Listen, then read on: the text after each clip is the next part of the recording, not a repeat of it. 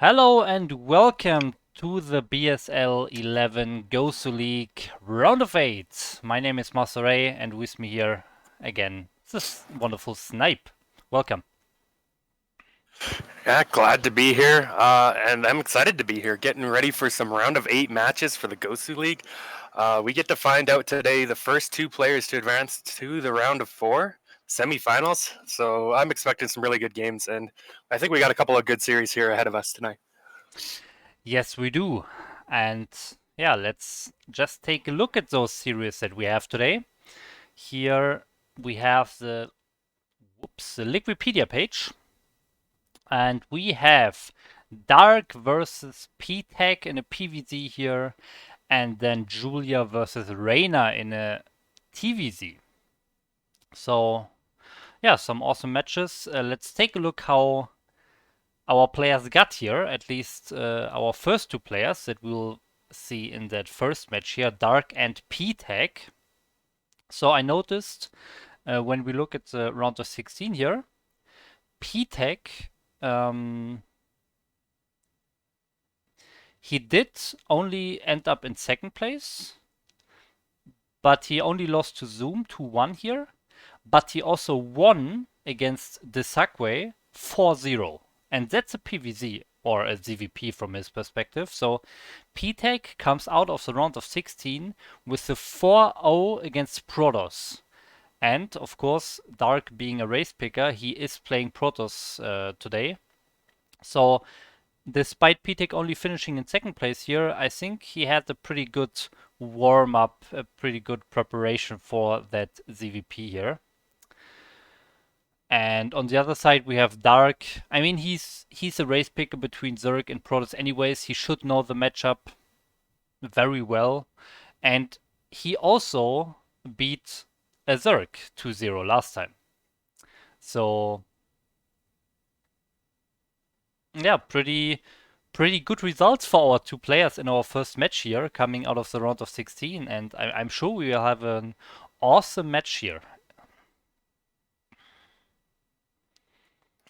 Yeah, looking forward to it. We've seen both these players plenty of times before. Looked pretty good, so should be an exciting match. Yeah. Also, I just realized both players in both of our matches we have a player from Bolivia here. So we actually do have two Bolivians in the round of 8, and we will see both of them today. Hmm. So will they end up facing off against each other? Will they both be eliminated? Will one move on and one not? Guess we'll find out. Yep, we'll see. So every match is a best of 5 here. So we'll have, in the worst case scenario, we have 6 matches, but we could also go up to 10 matches here today in those first two in the first half of the round of 8 here. But yeah, let's start with the first match, DarK versus Ptak. We will jump into the game right now. So the map is Overwatch, and now it's starting.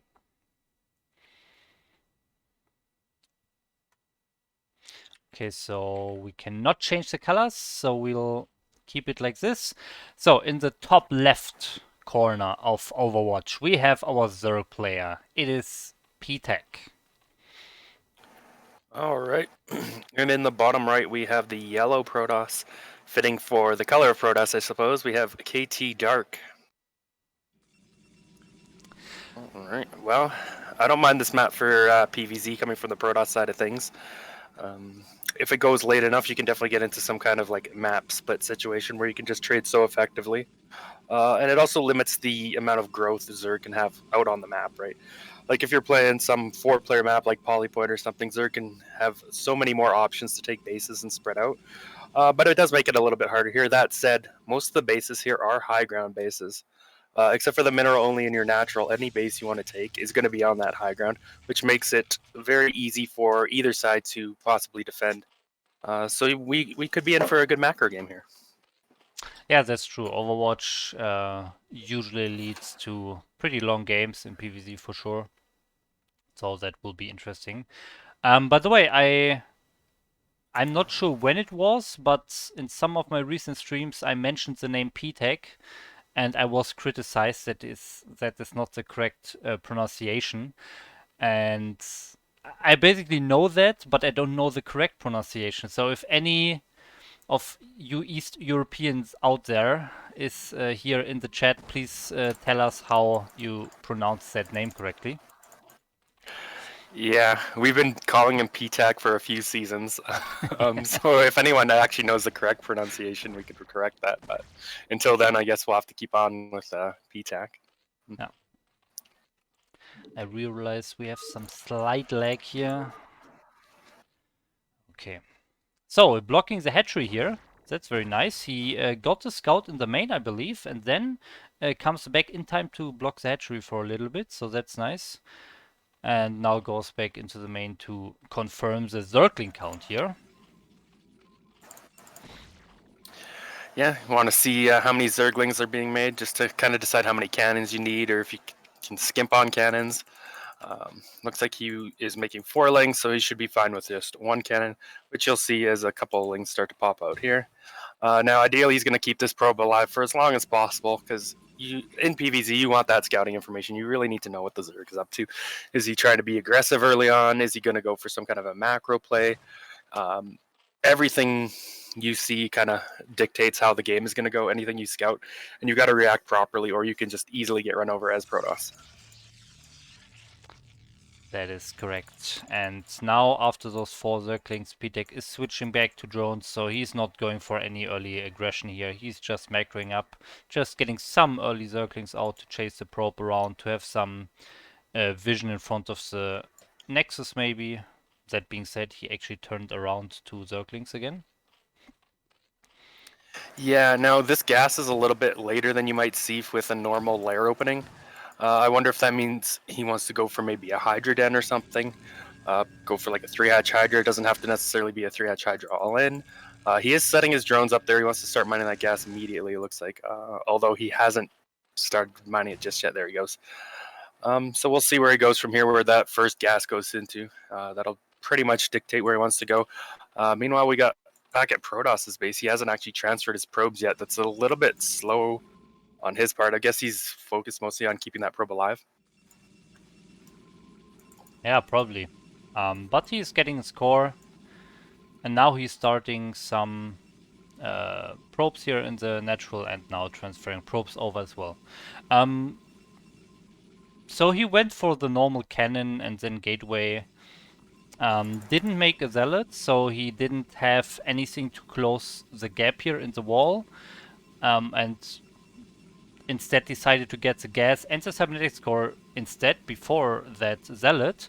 But he could do that because he had all the scouting information with that probe, so that's a little nice adjustment that you can always do. You just always have to scout where the where the Zerglings are. And actually, never mind, he did make 1 zealot, but it was still after the gas. But yeah, just some pressure, maybe force the Zergling to make some more Zerglings, but it looks like Ptak is not biting, he's just making more drones, despite the zealot being there. Okay, total of 8 Zerglings Well, here. yeah, it does kill that probe. No scouting information here for DarK, so pardon the pun, he is a little bit in the dark here. But yeah, so as I thought, or as I saw, it looks like we are going to see a Hydralisk pressure coming out from DarK. He is getting that Hydra speed range upgrade now. Now the real question for Zerg and Protoss is, how committed is he going to be to this? Is he just going to make a few Hydras and try and bust down the wall, or does he want to try and go all in and bust DarK right now with a bunch of Hydras? Because DarK doesn't know this is coming, it can be dangerous for him. He's going to have to throw down like maybe a safety cannon or get some kind of scouting or knowledge that this is coming. Because if a bunch of Hydras show up at his door and he's only got 1 cannon, he's going to be in a lot of trouble. But I do have to say, DarK is not in the worst position here, because he actually skipped the core there and went for very fast zealot speed upgrades. So I think with those 2 gateways finishing and the zealot getting produced out of the 3 gateways, he should have enough zealots to kill the very first Hydralist force. And maybe delay the Hydras until he can get more cannons up. Let's see. But the speed is not done yet. It's actually quite close. Yeah, well, Hydra range isn't quite done yet, so he's going to have a little bit trouble fighting until that's finished, but he does have speed done on those Hydras. Looks like he's probably not going hard commit as he's making a bunch of drones back at home now as well. I wonder if DarK sussed this out or, sniffed out that this was Hydra just based on the gas timing, kind of like I was thinking there. But now, as you said, leg speed is done, and there's actually more Zealots here than there are Hydras, so he's definitely going to be able to push Ptak back here. Maybe be able to pick off a few units. He's trying to block them off so he can kill a few lings if he can. Fighting on the bridge isn't necessarily what you want to do, although he does find a way around the Hydra so he can get a little bit more surface area, and he should be able to clean up this force. And I would want to retreat here if I was Ptak. He's just going to lose all his Hydras. Yeah, I agree. That was an awesome fight by DarK. Maybe Ptak thought he actually fully blocked the bridge and didn't look at this moment because he was macroing in his base or so, but now he lost all the Hydras and there's almost nothing. 1 sunken and 3 Hydras here, but those are 7 Zealots. What is in the third base? Okay, we have 1 sunken completed, another creep colony building, but I'm not sure if that's enough. Yeah, I was actually kind of surprised almost that DarK didn't commit in there at the natural. Looks like he is going to fight here at the third instead. Does get on top and take out one of those Sunkens, but the other one's just about to finish up. Still a lot of Zealots here for him. I would like to see maybe some reinforcements so he could run over the Zerg. This is looking like a ton of damage. Like, even if the Zerg defends us, he's taking a lot of damage. He's going to be quite a bit behind after this. Yeah, all the drones going down. Okay, almost all the drones, but yeah, that was awesome damage done by DarK here. Yeah, a little block by Ptak to get a couple more of those Zealots picked off, which is nice for him. But yeah, definitely took a lot of damage. I would give the advantage here to DarK. I mean, you can see that in the worker count too. Ptak's only down at 26 drones. He's going to start droning up here now, but it looks like DarK might be positioning to maybe think about taking his third. He's got Zealots going that way anyway, maybe to clean out any lings that were there. Don't see a probe just yet, so maybe he's just kind of roaming the map with these Zealots to see if there's any stray lings he can maybe pick off or find some drone trying to take a fourth base or something. Maybe he will also sneak in the natural or main base once the Hydras are out on the map here. I mean, he also has the Storm completed. Yeah, the Storm upgrade should be completed. He is researching the energy upgrade here. And also second Forge going, so I really like DarK's position here. He's going into a very strong mid game, especially with the damage done to Ptak here. Yeah, looking at his base now, he's actually already up to 8 gateways here. So he really wants to power hard on this 2 base. And it could work out. Now, it looks like Ptak realizes he could be in trouble here. So he's actually throwing down a bunch of colonies here at his third base. He even threw down some more at his natural as well. Maybe this will be enough to defend. We'll have to see. Like, there's not a lot of units. Oh, he's going to catch the High Templar out on the map. One storm does hit a couple of those, but that's a very nice pickup for him. So now this army is only Zealots. Yeah, that was very great.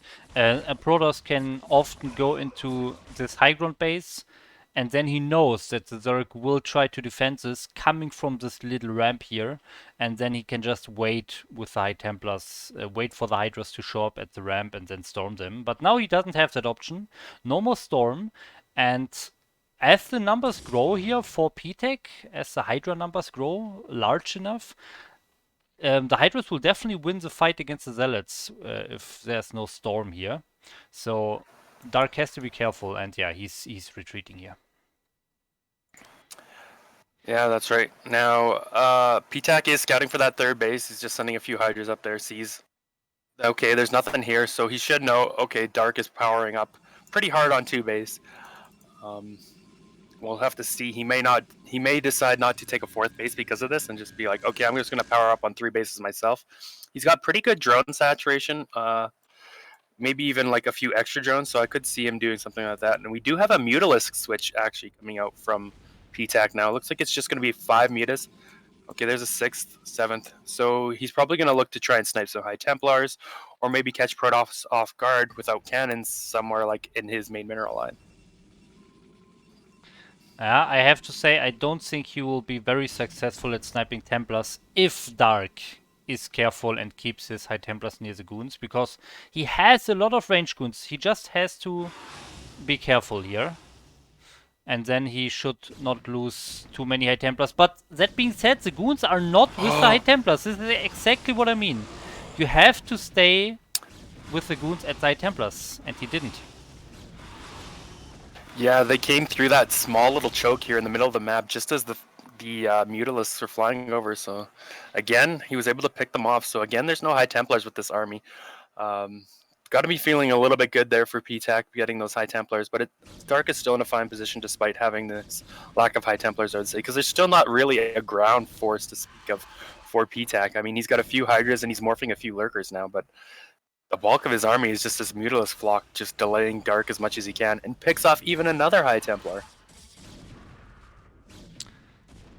But can he hold that big army that DarK has? DarK, what other upgrades? We have 2-1 here for 1-0.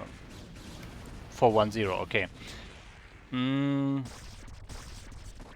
If DarK micros correctly, I can see him winning a fight in the open field, but I don't think he can actually run into the Sunkens. But he's trying. Let's see. Yeah. Oh, he did lose his only observer. Like, yeah. This is still a decent-sized army, despite having no Templars. Like, he could possibly at least bust some of this front down. But now he's losing a bunch of units here. He's still got no observer. He's just throwing away some units to a couple of Lurkers. Okay, pulls them back now. But he's still sitting all right. He's got a few high Templars flying across the map, or running across the map, I should say. What happened to the Mutaclump? It's at the third base here of DarK, and yeah, actually denying it. So actually, this game is shifting a bit into Ptak's favor, I believe. It looks like this could be almost the last attack by DarK, I feel. If he doesn't do major damage now, he's in a pretty bad spot because his main base is almost mined out and the third base is now started in another position. But if he can't do damage here, I think Ptak can actually overwhelm him. Yeah. Now, the only thing DarK has going for him is the fact that Ptak never took a fourth base himself either. So here we go. He's moving in. All the Zealots are coming in on top of these Lurkers. I don't know about this. He's going to lose a lot of Zealots to these Lurker spines. He's also trying to push across the small bridge with half of his army. Maybe he can still break through here, though. Flank coming in the back from Ptak, and I think this attack's honestly a big mistake from him. Ptak's going to clean this up, and then all of a sudden Ptak's just going to be in such a great position. Yeah, that was, sadly, I have to say, it was a poorly executed attack here. So many units were stuck behind this bridge. All the Zealots were clumped up, running into the mass Lurkers. That was really not the best attack, and now he really has to do a lot to come back into this game. I mean, at least he has the third base up, and it looks like Ptak has not scouted this one, so he can actually start mining here, and then we have a 3-base versus 3-base game. So then the ball is in Ptak's court again, and he has to secure a 4th base. Otherwise, the game will shift into DarK's favor again. Yeah, that's right. But as it stands right now, we do have very close supplies here, which you would say favors the Zerg a little bit. So I still like Ptak's position here, but unless he can set up, like you said, a 4th base at some point, if the longer it stays on 3-base versus 3-base, that will favor Protoss side of things here. Looks like the Mutas are just flying around, seeing if they can find a base or find anything they pick off. Looks like he will scout this 3rd base from DarK now. Will he be able to do anything about it now at this point? There's only like 1 or 2 cannons reaching the mirror line, but he has goons nearby, so no problem here, losing 3 probes or so. But overall, DarK starts to mine. And now, yeah, Ptak is setting up his army in the middle at this newly taken 4th base.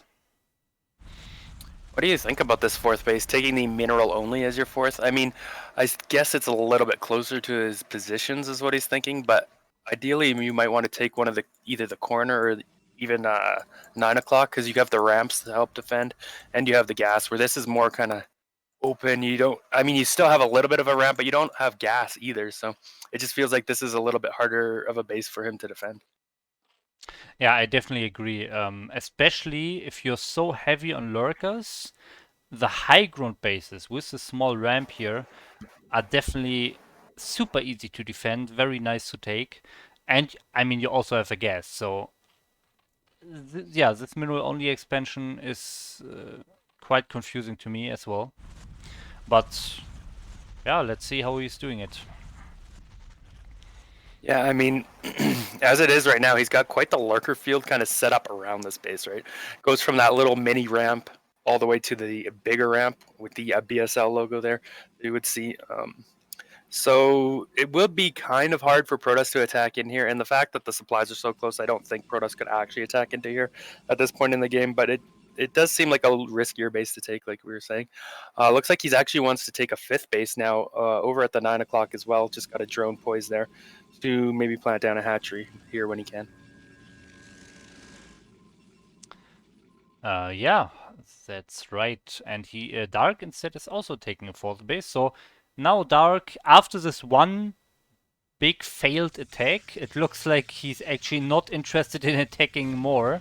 So he's just using his army to take more bases, and that's actually a good strategy as a product. I think many players don't really realize that you can actually out-expand the Protoss, the Zerg, if you are in a good position with your army. If you have a strong army, you can split it up and you can take at least an equal amount of bases compared to a Zerg. Yeah, I agree. And getting it like the longer this goes on, he can play for that map split situation, right? Like he doesn't have to necessarily attack with his army, just secure the same number of bases as Zerg. And if he can do that and take this to the late game, for sure he can outlast Zerg, right? Like Yeah. if you have the exact same number of bases, Protoss just trades so much more efficiently with Storms, late game Dark Archons, stuff like that, compared to Zerg, that it would be really hard for Ptak to win. But in saying that, DarK still needs to do something to continue to slow Zerg down, because just by the nature of Zerg, they can grow faster if they choose to. But it looks like DarK is maybe positioning for some kind of a multi-prong attack here, trying to push up at the 9 o'clock. But he also has a good chunk of army poised outside that mineral only. Yeah, very nice job here. Nice storm, and then denying this space. That's what you have to do as pros. You always want to make sure that Zerg is not just taking free expansions. Always try to deny, always make it hard for Zerg. Make him invest some units, some lurkers. Maybe get a very bad trade to secure that base, something like that. So that's very nice of DarK. Also checking this other base in the top right here to make sure that Ptak is not getting an expansion there. So that's very nice. And meanwhile, it looks like he's actually taking his own fifth base. So that's nice. Yeah, looking at this game as a whole, we do have 4 base Protoss with 4 gases against 3 base Zerg with only 3 gases. Hold that thought. It looks like DarK has decided it's time to go in here. I don't know about attacking this position. There's so many lurkers here, so Yeah. many, a couple of Sunkens and Spores. Like we're seeing the similar blunder to what we had when he went into the natural. He just threw away most of his army. So DarK did have like a what was a 40 supply lead there, and all of a sudden, just like that, Ptak has a 10 supply lead just because he tried to attack into this heavily fortified position. Yeah, it was definitely not time to attack, and I'm pretty sure it's never time to attack this big lurker field. Doesn't matter how much supply you have. Um, and you mentioned when it comes to a split map scenario, usually the Protoss trades more efficiently and can win it in the end if both players have the same number of bases. But so far, I have to say, I think Ptak got the more efficient trade. So even if we come to a split map situation at this point, I think Ptak can actually take this. But we are not there yet, Yeah. so let's wait and see what happens here. Oh, he does get the kill on that 9 o'clock hatchery, and we also have a Dark Archon now in the mix. That's nice to see. Wonder if he's planning for feedbacks or if he's got Maelstrom upgraded. Looks like he is upgrading Maelstrom right now. So could possibly see a few maelstroms, but seeing the army just taking out the base, Ptak has decided this is his time to go.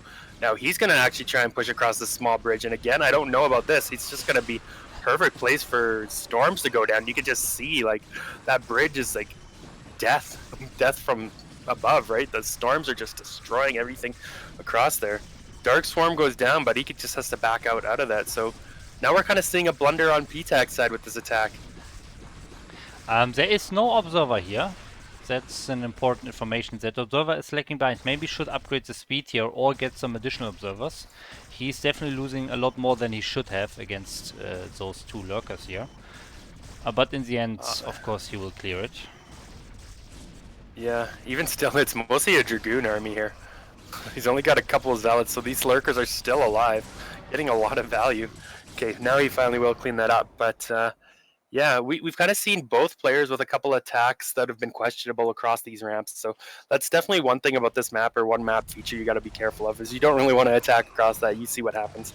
But now we do have a bunch of Lings going down to bottom left with a probe there. Looks like DarK was hoping to retake that, but these Lings will be able to deny that, at least for now. Yeah, and I think DarK really has to make sure that he gets this bottom left base now and doesn't move his army away from this position again, because it looks like Ptak is really on top of sending Zerglings here to deny the space. But the same is true for DarK. He's also denying the 9 o'clock all the time.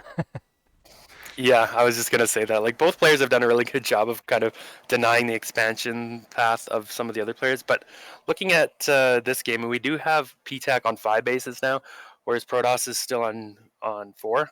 Now, Ptak is actually mining from all 5 of these bases. He has drones. Some of them aren't very saturated, but still, he has Raynors at them. Whereas DarK is mined out of his main and natural. So he's effectively only mining on 2 bases. So like you said, he really needs to get at least this 5th base set up, or Ptak will eventually be able to outlast him. And now we have the Ultralists in play. They already have the speed upgrade and the armor upgrade. So this is pretty much the strongest army that Ptak will have, I think. Will we see some nice maelstorms? Yes, there's one. Archons are fighting the Ultralists and Lings. That's very nice. So far, good fight by DarK, I would say. But this army is very strong of Ptak. Can DarK pull through? More units are coming from the left here. I think he can actually kill the Ultralists here. Yeah, we do. He did get a Maelstrom on that Defiler as well, which stopped this Dark Storm. Another Dark Archon in the mix. He tried to use a feedback on the Defiler, but of course it did not die because it had no energy after just casting that Dark Swarm. He's going to have to back out of this Dark Swarm. One thing I will say is DarK seems pretty Dragoon heavy. Now, Dragoons on their own do fine against Ultralisks, but not when you got Dark Swarm in the mix. I'd really like to see maybe some more Zealot Archon, or even some Reavers mixed in here from DarK. Yeah, for sure. And now he can't really afford to lose all those units here. So many goons, 4 High Templars and the Dark Archon. If he loses all of those units, he will be in a very big... he has a very big problem, because he lost all his important, expensive units, and Ptak can probably deny the bottom left with this fight 1 here. Yeah, and if he does deny that bottom left once again, that's going to really set DarK back. I mean, he lost his whole army and he's going to lose a base. We can see it in the supplies too. Like, Ptak is up 30 supply and he's even down drones, so that's even a little bit more there. And the power of Protoss in this army is having that big death ball army. But we don't really have that situation here for DarK. He's just got little piecemeal armies, which are easy for Ptak to clean up. So he is going to take out this Nexus, it looks like, and that's really going to set DarK behind. I'm getting worried for DarK in this game. Oh, he has some nice Archons here, and he's not focusing the Nexus. So the Nexus actually survives, and now he has 3 Archons, okay. 4 Archons even. So this is actually a good fight for DarK here. So it was close, yeah. This base is actually very important, because the main is obviously outmined, the natural is also outmined, and the 3rd base and the 4th base, okay, there are still quite a lot of minerals, but still, this bottom left base is very important, especially with Ptak now securing this 9 o'clock finally. Yeah, like if DarK comes in and wins this game, you could definitely point to that as being a pivotal point here, saving that base. But hang on, did he save it? At this time, there's a bunch of Zerg streaming in, and DarK is losing a lot of his units here. A couple of storms going down, but the last Archon falls, and I don't think he's got enough to deal with this army here. There are a lot of units coming, but I think they are just a little bit too late. If Ptak focuses his Nexus, it will surely die very quickly. So far he's not doing it. He's still attacking probes, pylons, gateway, gases. He's attacking everything but not the Nexus. Okay, now he's actually killing it. There are some DTs mixed in with this army, which can do very well against Ultras with their high damage output. But as long as this Overlord is here, he should be able to defend this or kill some of these units. Now, he does lose this base. He should be able to clean up these Ultras, but at what cost, right? Like, Ptak is sitting here happily on 6 bases now. He's got his half of the map secured, whereas DarK isn't really able to get his 5th base up at any point. And if Ptak denies this base for much longer, DarK is going to be in a lot of trouble. Like, we can even see now, his 3rd and 4th bases are running fairly low on minerals. Only about a third of them are left, or a little less. Yeah, and I think with this fight lost, the game should be over. If we look at the supply, now the Zerg is 70 supply ahead. This was really the most important point of the game, and Ptak, yeah, just won the fight, denied the base, killed the whole army of DarK.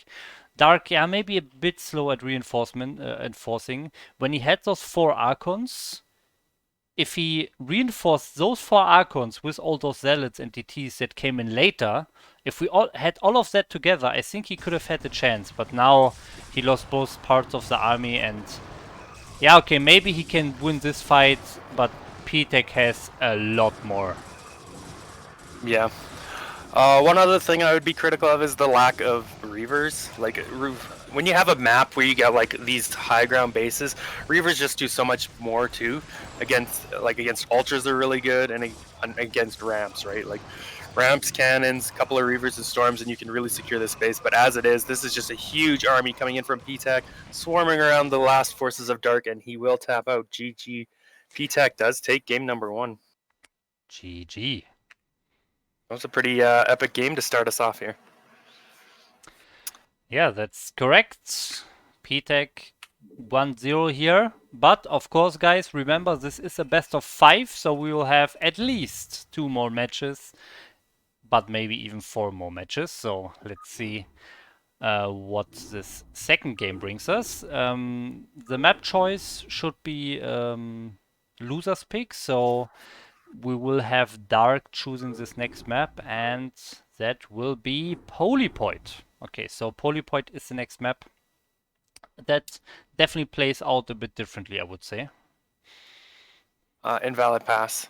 Now, I do have to say, I am a little bit worried for DarK in this series after watching that game, because he did have the advantage there at one point, and he did have a couple attacks where he threw away his army, right? And that allowed Ptak to come back, and yes, it was a little bit back and forth there. You can say DarK did get the advantage back, but I'm a little bit worried. Like, he had such a good lead early on, and he threw it away.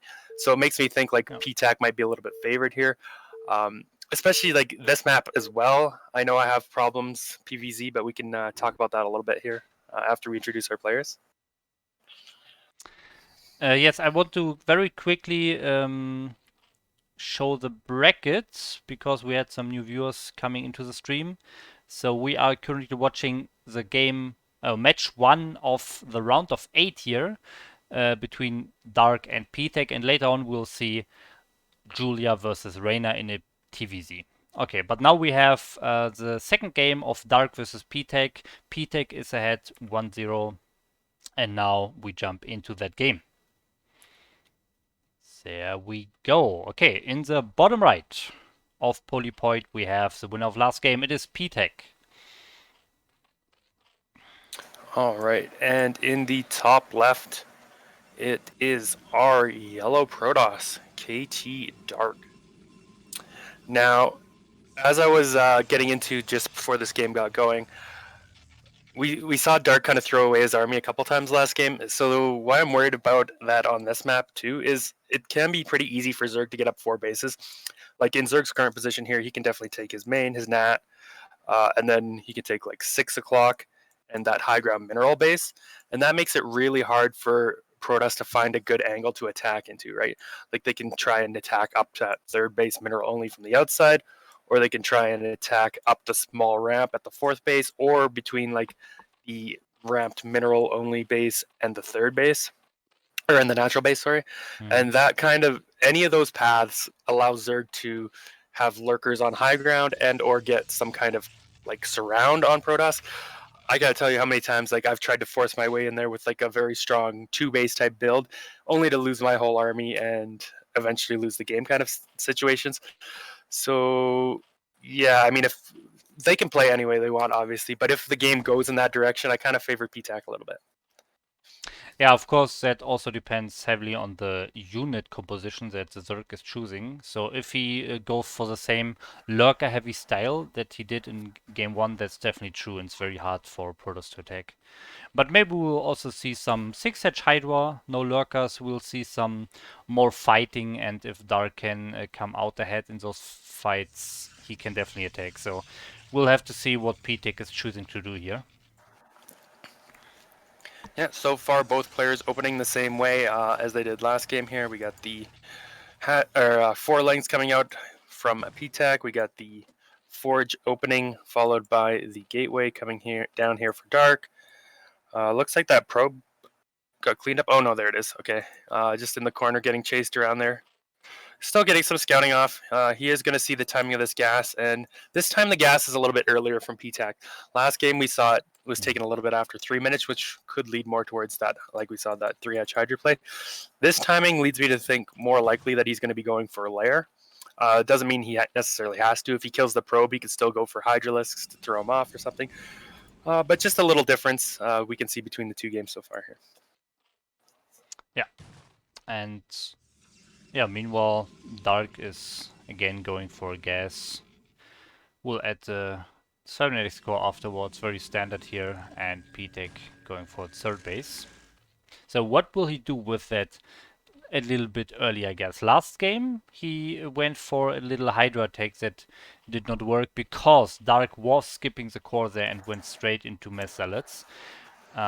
This time, he's approaching 100 gas, and 100 gas is always the moment where you should start the tech as a Zerg. So will we see a lair here? Will we see a...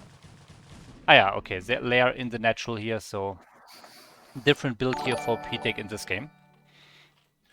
Yeah, I don't know if that probe quite saw it or not. I missed where it died. He may have saw that lair. We'll have to see if he wants to go and throw it on that Stargate as soon as the Cyber Core finishes and take his second gas. Let's see here where he's going to go for. Cyber Core is finishing up, and all right, there is the Stargate. So I'm pretty sure he did confirm it was a lair, or at least assuming it based on the gas timing. So we are going to see a little bit different strategies from the players here. Going to have some Corsairs coming out on the map, and we are probably going to have a Spire thrown down once this lair finishes up for Ptak as well. Yep, I think he definitely saw the lair. I think the probe died at the bottom of the ramp, so I think he should have seen it. Okay, lair is near completion here. He has the 200 gas for the Spire, but he's not taking another gas here, so I don't think we'll see a lot of Mutalisk or anything. But of course, Zergs will get a Spire anyways, just to build maybe 2 Scourges to chase away that Corsair and then transition into upgrades and Hydralisks. Yeah, we do have a Zealot that snuck out here across the map. Somehow got here without being seen. Looks like he's going to try and find some damage. There are a couple of links here. Maybe he can pick off a drone or two, but he's not going to get too much damage done. But he is going to see the Spire has been started, which is definitely going to make him feel good. He knows exactly what he's up against here. Will he be able to get a drone? Doesn't look like it. Lings will chase him out of there and pick him off. So what is DarK's choice here? So he sees the Hydra, he sees the Spire, and he's stopping at 1 Corsair, so that's also a decision that the Protoss has to make. Many Protoss decide they want to go for a lot of Corsairs and do some harassment with that, with the +1 air attack, but some like to favor the single Corsair to just scout around, maybe get one overlord kill, and that's it. And actually, I have to say, DarK is not scouting here because he got that Zealot in. That Zealot was very important in my opinion, because he doesn't have to fly the Corsair across the map into the Zerg base to scout. So he can use that time to actually kill overlords here. And Ptak actually let 2 overlords stay here. So that's a pretty big win for DarK, killing 2 overlords that early. Yeah, we do have Corsair production being resumed here. He's got 2. Looks like he's got a 3rd one queued up as well, but he has supply blocked slightly. We'll have to see if he wants to continue making more than that or not. Looks like he is starting to push out here now with the Zealots. I mean, +1 and speed are both just about finished here. Very nice timing, actually. They're going to finish up here at about 7 minutes, so very quick. +1 in speed coming out from him.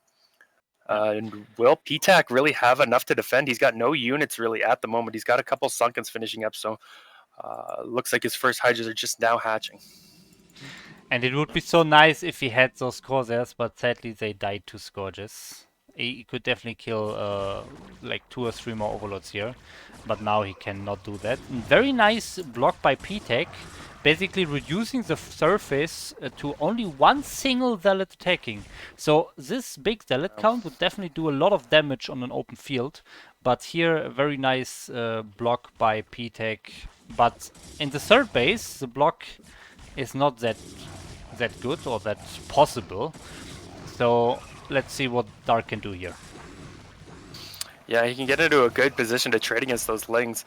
Even with the flanking Zerglings and Hydras here, he can still pick off a lot of these units, I think. Yeah, like Ptak's going to have to retreat there. Now, will these Zealots get any more damage done? I mean, I feel like they still can, right? Maybe in the 3rd base, but it looks like he's just running around back and forth between natural and 3rd base and never fully committing. But he killed a lot of 3rd units, so I guess the damage is already done, and this was definitely a trade in his favor here. But I don't think he can do a lot more here. Yeah, but what he has decided to do with this is like he realized, okay, there's not like a ton of units here, forced a few Sunkens, like, okay, I can't really do any damage, but what I can do is, because he's so low on units, he's not going to have the units to really push me, is I can take an earlier 3rd base. So we can see like his 3rd Nexus here is just about finished, even though he still doesn't have Storm quite ready yet. But by the time Ptak could get a force together and get across the map, Storm would be ready. So he's going to be able to get away with this really quick 3rd base. So you got to favor DarK's position here a little bit. Yeah, for sure. I think that could also be a result of those 2 Overlords dying, because that's the moment when Ptak wanted to start his Hydralisk production, but he couldn't. And now he just didn't have the army to deny the 3rd base. The Hydralisk force just now is big enough to fight the Zealot, and that's just a little bit too late because the cannons are up here. Yeah, DarK's actually looking a little low on probes at his natural. Okay, he's transferring a few more over there just now. Probably just transferred a few too many over to the 3rd, but he's looking in a very great position here. Like, he's going to be able to start adding in a bunch of gateways here soon. And he's got, I mean, 2-1 is on the way. He's got his robo coming down, so he's going to be able to get observers out. Like, he's going to have a very scary mid-game army, but also have a 3rd base. Like, he's going to be in such a great position moving forward into this game.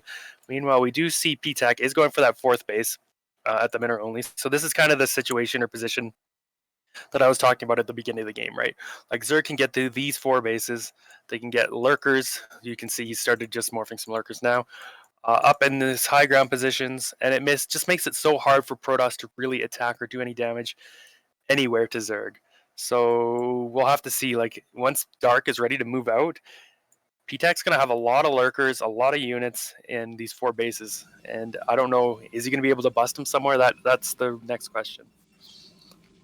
Yeah, so Ptak is transitioning into a lot of lurkers here, so we had a little bit different start from him, but it looks like the mid game is pretty much the same for Ptak. And I really want DarK to see this and decide, no, this time I will not waste my full army into the mass lurkers and just take an earlier 4th and 5th base with the army he has. Because, I mean, he did get the 3rd earlier. He has an even bigger army this time. He's growing even faster, and I really hope he uses that to secure the 4th and the 5th base a bit earlier this time.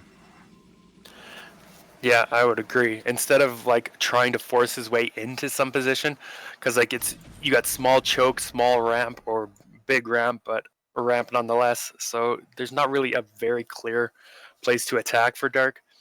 Instead, just get your bases up and deny Zerg from ever getting a 5th base. Would be like the ideal way to play this, in my opinion. Yeah. But we'll have to see. Like maybe gets a big enough army that he can bust something, or feels like he can take a position here.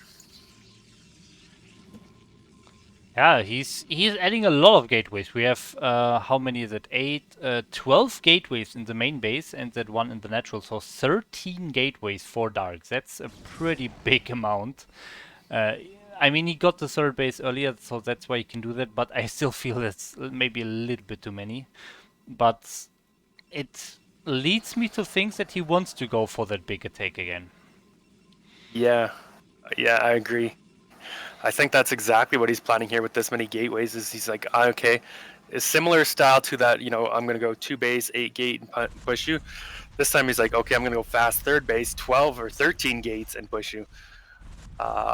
Now a couple of these gates actually are Dragoon locked, so hopefully he doesn't try and make Dragoons out of those ones. But yeah, this could be very dangerous or a very bad situation. Okay, now he's actually going to go and take a 4th base as well. So I don't know about this. It feels like he's spending extra money on gates that he can't produce if he wants to take a base as well. Yeah. That is true. He's just now using all the gateways, but of course now he doesn't have the minerals for that nexus anymore. And some gateways are not even being used here. So, yeah, maybe adding a bit too many gateways. But yeah, he will be fine anyways. He's not running into any fortified positions so far. But he also lets Ptak get a 5th base. So this is the problem.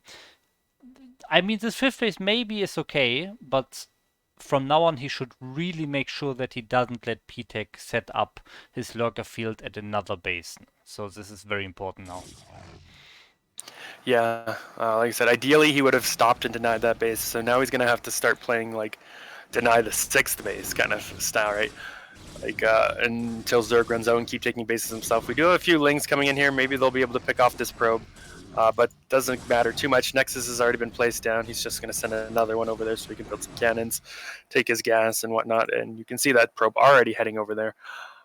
Supplies are quite large. What are the upgrades at? We do have 2-1 finish for Protoss. 3-2 is on the way. Not quite halfway down there.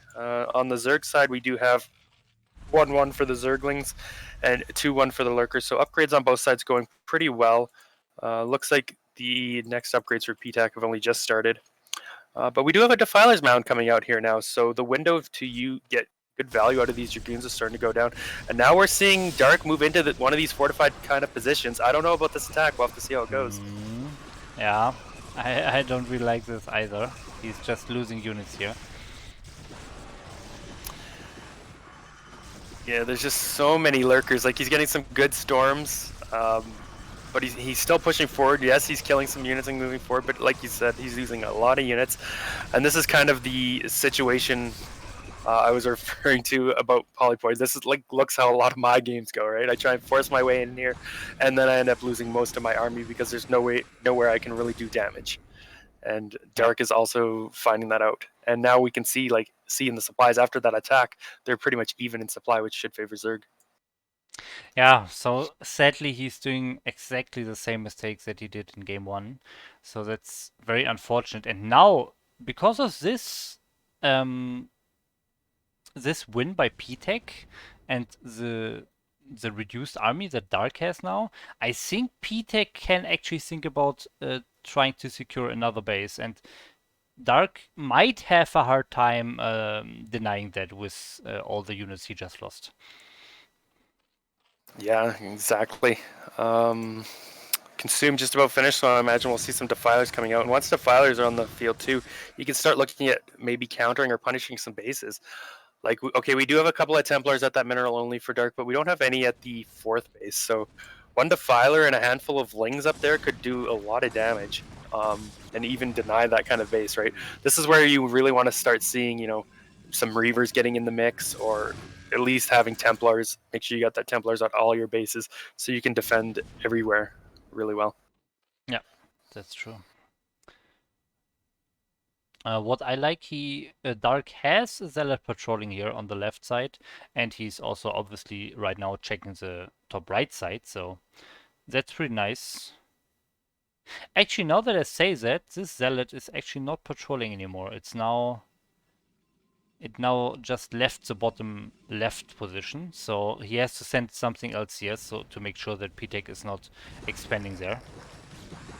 And he does have a couple of probes over there at the 9 o'clock as well, looking like he wants to set up that base. But here we go. It looks like DarK wants to try and push into this position now. Only it's going to be even worse this time now that Swarm's out. It's just going to really negate what the Dragoons can do. I don't know about trying to force his way in here again. I don't think this is going to go well for him. This is definitely not going well.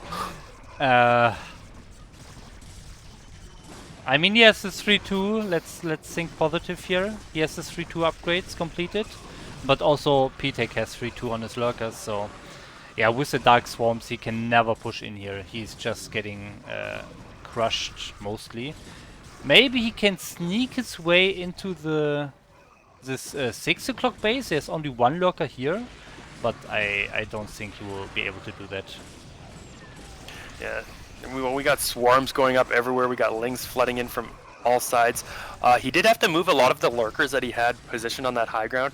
So, I mean, DarK did a pretty good job of trading out some of this army, but I don't know if it's going to be enough. We do have the Ultralisks coming out once again here for Ptak, and Ultras under Swarm against Dragoons just does not feel like a great position for the Protoss side, but Ptak could potentially overwhelm him here very soon. I think so, yeah. If DarK runs into this now, he will probably lose his whole army. Alright, well, we do have a group of lings trying to deny 9 o'clock, but while that's going on, we do have this main fight still happening here. A couple of Archons, they do very well against Ultras, and these Dragoons will do well against them without any swarms. We do have a lot of reinforcements coming in for DarK here as well. How many lurkers are left? Is just the 2? Like, if you can clean up all these lurkers, maybe you can keep pushing forward, but even still, like, this Protoss army, the smaller it gets, the easier it's going to be for Zerg to kill it here, and yeah, he's going to push him back for now. Yeah, these attacks are almost never going to work, and you can even see that Ptak even used like 1.5 groups of units to deny this left base during the fight. He could have used all those units in the fight and defended even easier, but he decided, I have enough anyways, I can deny the space instead. So that really shows you that it's usually not a good idea to take into this. Same situation as we have in top right too. Like, he has a couple of groups of units and Defiler up there that he could have used in the fight, but he's like, I'll just use them here to help protect my new base. But now we're getting to this situation where DarK's really got to find something to do, because like, he's mined out of his main, his natural and third base are just about mined out. His only real base with still good amount of resources will be that 12 o'clock base, and there's a bunch of lings and ultras heading towards there now, and Defiler. This is looking very scary for him. I mean, a couple of dark swarms, if he's out of position, he's going to lose this base. Sending all his units across now. Will he be able to save it in time? I think he could save it in time, but you can really see once you have, I mean, he has 2 less bases than the Zerg now, and is even struggling to defend one of those spaces, so that really shows you that Protoss is in a very bad position in this game. Yeah, a couple storms going down, but he's losing just so many units. He's got a bunch of Dragoons fighting here, but they're not doing any damage to these lings under the swarm here. Just a couple of Zealots and Templars doing any damage here, so it's actually looking like the lings are just going to kill off most of this army and may even get this base still. Yeah, it looks like Ptak is just overwhelming him slowly but surely. If not with this attack, he has plenty more units to send in again. And look at the bases that DarK has. Main outmined, third base outmined, natural outmined. DarK is literally on 1 base against... Okay, let's consider the main outmined for Ptak. Natural You know what? Let's consider this outmind as well. He still has 1, 2, 3, 4, soon to be 5 bases against 1. So if DarK can somehow manage to secure this base on the left and defend it and get up to a max supply army, then maybe he can have a chance, but looks like Ptak is on top of that and he's not letting that happen, so he's again sending units to the left position here and will probably deny it now. Is he gonna get that Templar? No, saves it with 1 health. But yeah, like we can see that in the supplies too, right? Like Ptak is ahead 50 supply here. Even if this is even supply, you got to be favoring Zerg a little bit. So not feeling good here for DarK. Ptak is at that situation where Zerg has got like all the bases they want. Really, they're all saturated except for this new one that he's just taken. But because all his bases are saturated, he can just continually make units and eventually and just keep throwing them away at Protoss, right? Like even if he trades super ineffectively, he can just remax so quickly that anytime Protoss loses armies, a bunch of units, it's good for him, even if he's trading super ineffectively. And it looks like DarK's gonna try and deny this base, but even if he kills this hatchery, it's not gonna bother Ptak one bit. He's got a huge stream of Ultra, Ling, Lurker, Hydra, Defiler moving across the map, and they're just gonna swarm. The true power of Zerg here, just the true power of the swarm. They're just gonna overwhelm and destroy Protoss here. Yeah. Nothing that DarK can do here, and there is the GG. Okay, that makes it 2-0 for Ptak, and so far DarK, to be honest, doing the same mistake in both games, and he really has to change his game plan for game 3 here if he wants to have a chance at advancing to the semifinals. Yeah, I would really like to see DarK take a couple of games here. Going to a game 5 would be nice. At least take one here.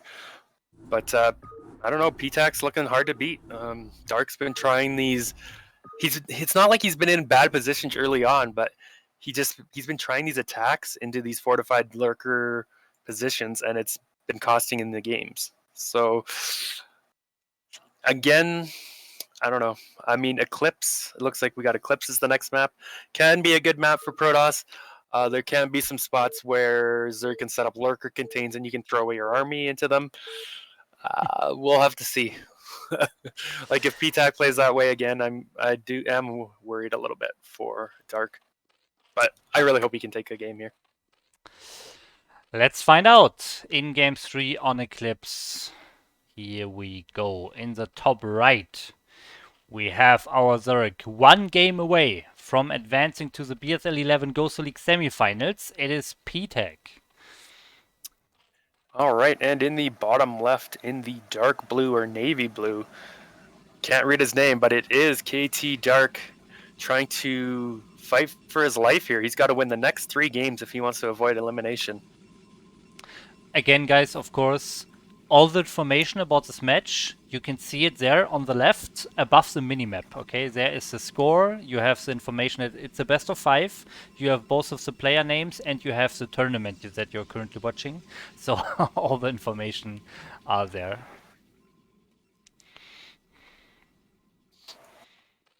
All right, well, first pylon is down, probe going out, so I imagine we're going to see a forge again. DarK definitely seems to favor the forge openings in PVZ.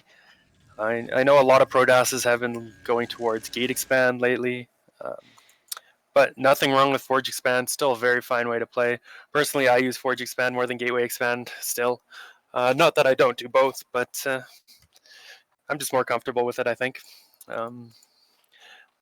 Let's see here. Now, what is Ptak going to do? Looks like Ptak's maybe going to change his opening here a little bit and wants to try and go potentially for that 12 hatch. But with the probe here, it's going to be hard, yeah.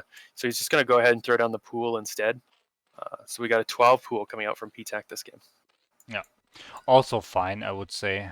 Nothing too bad about that he got denied here in the natural. But now he gets denied, so now the damage, the real damage can start for DarK. So you can see the minerals are rising slowly up to 300. The drone trying to chase the probe away even before he has 300. But now the 300 minerals are here, and the probe. Oh, it's just leaving now. Okay, so in the end, Ptak not really delayed at all. Yeah. Now, because he saw this 12 pool, thing I will say about 12 pool is he was able to get away with this 12 Nexus. Like Nexus before Forge. Like, okay, Ptak's making 6 lings now, but this Forge is going to finish, and DarK will be able to throw down a couple of cannons here, just as those lings are popping out. So he should be fine. But another thing I noticed here is Ptak took the gas of DarK because he has such an earlier Nexus. He's not going to mind this too much, but it is going to slow him down a little bit. Just prevent him from getting, his Corsair or a +1 upgraded started exactly when he wants it. And you can see now he's already taking his natural gas, which is going to finish around the same time as his Nexus, so he can start mining that right away. Yeah, very nice. Taking this gas even before the Nexus is done. Okay, so the cannon is barely finishing before the links arrive. 2 probes in the choke should be enough if he's careful. So yeah, it looks like Ptak's not even trying. He can see the 2 probes with an overload here, and he's just going back to make sure this probe is dying so that DarK has no scouting information anymore. Yeah, I was actually a bit surprised he only made the 1 cannon against 6 lings there, but with the probe block, like you said, he should be fine. And Ptak, realizing he's probably not going to get any damage done, did send those links back to try and pick off this probe, kill it before he can confirm if this is going to be a Hydra Den, if this is going to be a lair. We do have that 100 gas, so I expect we're just going to see a lair started somewhere momentarily, although nothing as of yet. So maybe it's going to be a Hydra Den. It looks like that's the case. Yeah, Hydroden. Okay, so probe dies, Hydroden. Third base in the top left, by the way. So Yeah. I didn't see it. Maybe there was a little block by the probe on the normal third base location. Uh, yeah, but anyways, he has 3 bases, and he's going for that Hydra bust. With those Hydra busts, you try to finish the game early on anyways, so it doesn't really matter where exactly that third base is, but we'll see if DarK can scout it somehow. I did try and send another probe out, but it looks like the Lings are on top of that. See the probes going out, so they're not going to let him scout just yet. A couple of those Lings do die to that cannon, though. So he could try and send that probe back out if he wanted. Finally going to kill off this gas here in his main base. Imagine we'll see him take that pretty shortly here, as well as throwing down a citadel in his natural.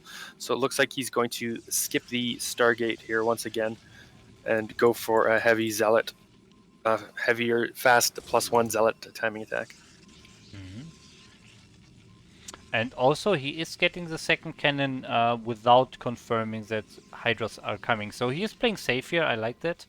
And with that second cannon and the early speed zealots and the early zealot production here, I think he will be fine. Similar to game 1, I think.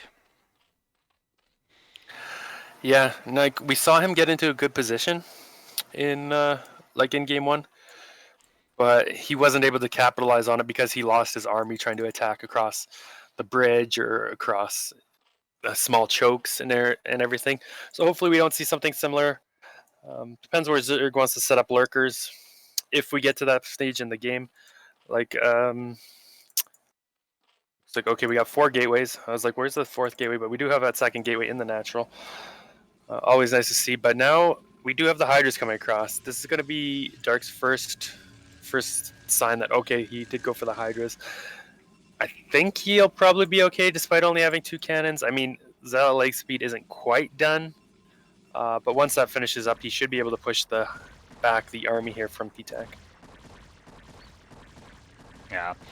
He only had 1 cannon in game 1. Now he has 2 cannons. If he loses his forge, however, before the +1 is done, that would be very crucial. So close. Okay. Okay, it will finish now. Actually, Ptak is staying Oh here. no. Oh my god, that's a big catch. Okay, some Yeah. Hydra slipping out still, but still nice catch. I was a bit shocked that Ptak actually let that happen. Yeah, me too. But that's a good pickup for DarK, and now I'm a little worried for Ptak. Like he has nothing really at home, right?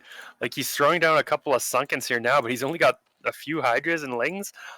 DarK could maybe just run him over here. He doesn't have a lot. Like we'll see, he is doing a pretty good job of blocking. One sunken does finish, but this is a lot of zealots, a lot of Yeah, speed zealots with +1.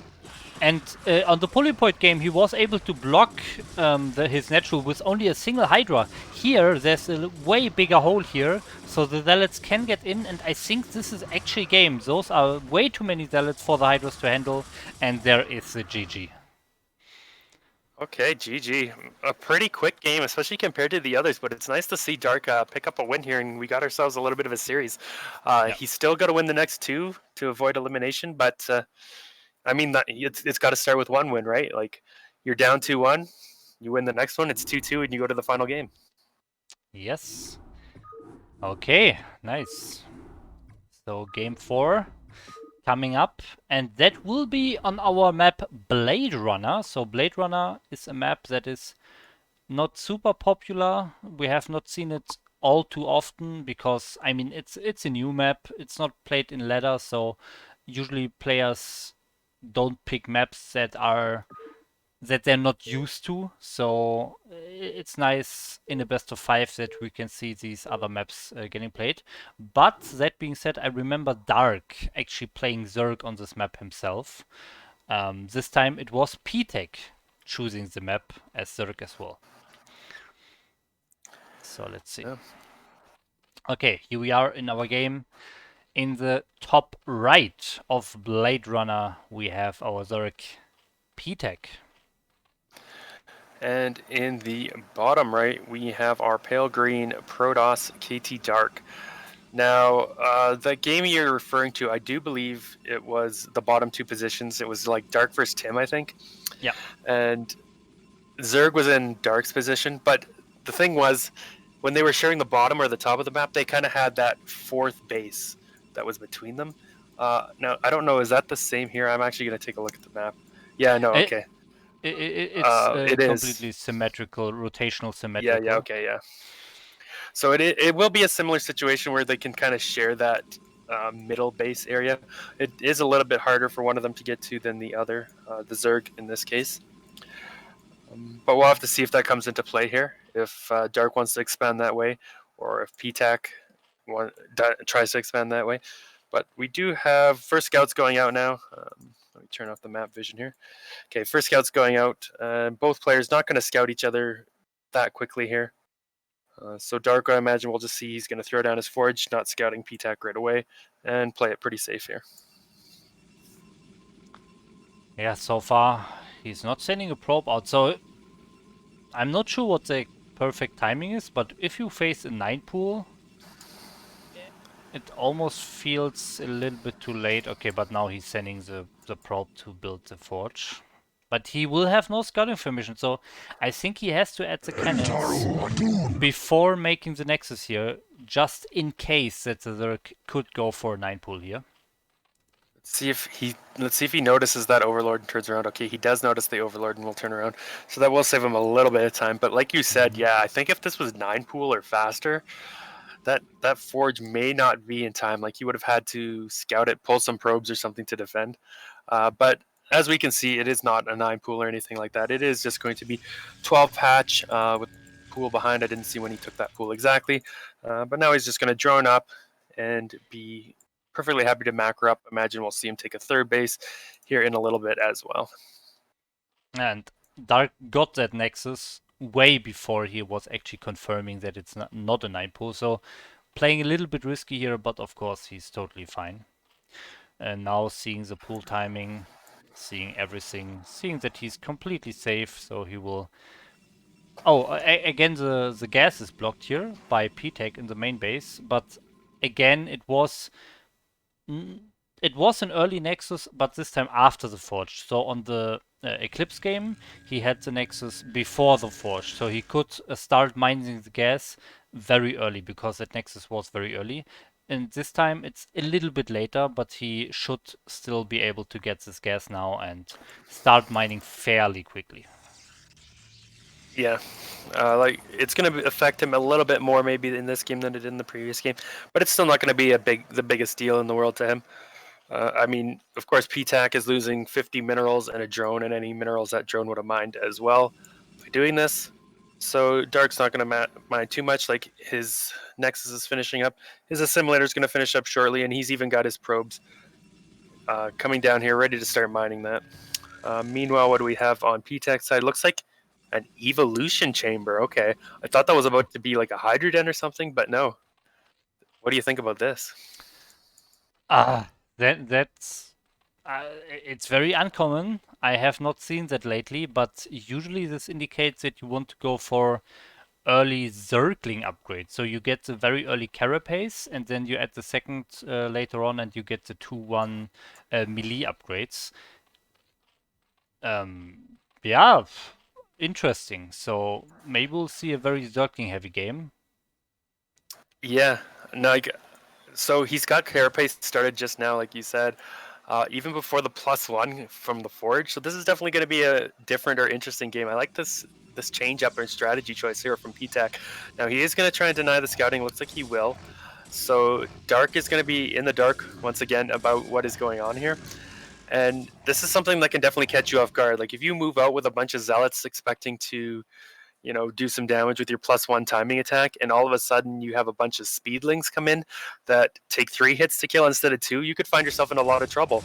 Like I said, it's somewhat uncommon build, but if he pushes out into this and a bunch of Zerglings surround those zealots, he's like I said, he could lose them all pretty easily.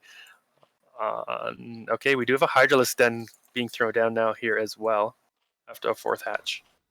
Yeah, interesting, but also getting Zergling speed. So we'll see a mix of Hydralisks and Zerglings. And the Zerglings, as you mentioned, they will be a lot tankier compared to a normal Zergling in a normal game where they don't have the +1 carapace that early. So maybe we'll see, yeah, as you said, a very nice surround of the Zealots. The Hydras do the damage, and the Lings kinda surround and keep the zealots in place and tank a bit of damage. Yeah, now DarK sent out 3 zealots and sent them back. He sent them like not quite halfway across the map here. This was more of a fake, like, okay, the overlord's here. He was trying to force Zerglings, right? He's like, okay, I want you to make sure you're making defense. Zerglings are sunken something, so you're not just continuing making drones. But Ptak actually isn't going to mind that, even if he was forced into making lings, because he is going for such a fast carapace upgrade. He is actually planning to get a decent number of lings mixed into his army composition anyways. Yep. But of course, DarK doesn't know this yet, and he's actually going to pick off the overlords first without getting any scouting confirmation here. We said, it was fine in the other game that he did this because he got that zealot in and scouted the spire. This game he didn't get that scout off, right? So he still doesn't really know what Ptak is doing. So killing these overlords before confirming is just, it feels kind of bad for him, right? Like he could move out into a bunch of Ling Hydra and lose all his zealots. Yeah, Ugh, see, I don't know. this is the second risky choice. The first one being the Nexus before the cannon without scout information, and now again killing the Overlord without scout information. Definitely playing a little bit risky here, but I mean, so far it has not killed him. And the scout information from the Corsairs didn't matter a whole lot. It's not like they were fast Mutalisks. So I guess he's still fine with the risky choices he's doing. But will he recognize that the +1 carapace is already done? Did he actually click a unit here and confirm the carapace or not? So that's a big question here. Will he commit with the zealots or not? Yeah, he should see a bunch of lings, and seeing even more lings being popped out should tip him off that something's up. Like normally you would see mostly hydras, not this many lings. But I don't think he clicked it because he is still trying to move in here. I don't know, like he's probably going to get a lot of these zealots trapped and surrounded here. These lings Yeah. are tankier than normal, so this is going to be such a great trade here for Zerg. Yeah.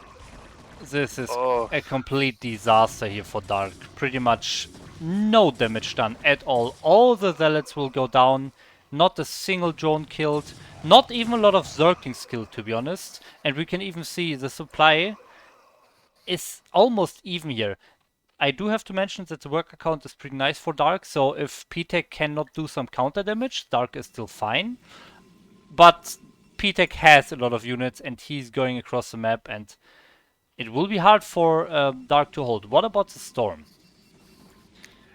Yeah, I don't see Ooh. Storm done quite yet. First High Templar is coming out of these gateways. Storm is about halfway done, so there is a little bit of a window here. Maybe Ptak could do something, but at the same time, we can see DarK threw up a bunch of cannons here. He's thrown down 3-4 extra cannons now. Yeah.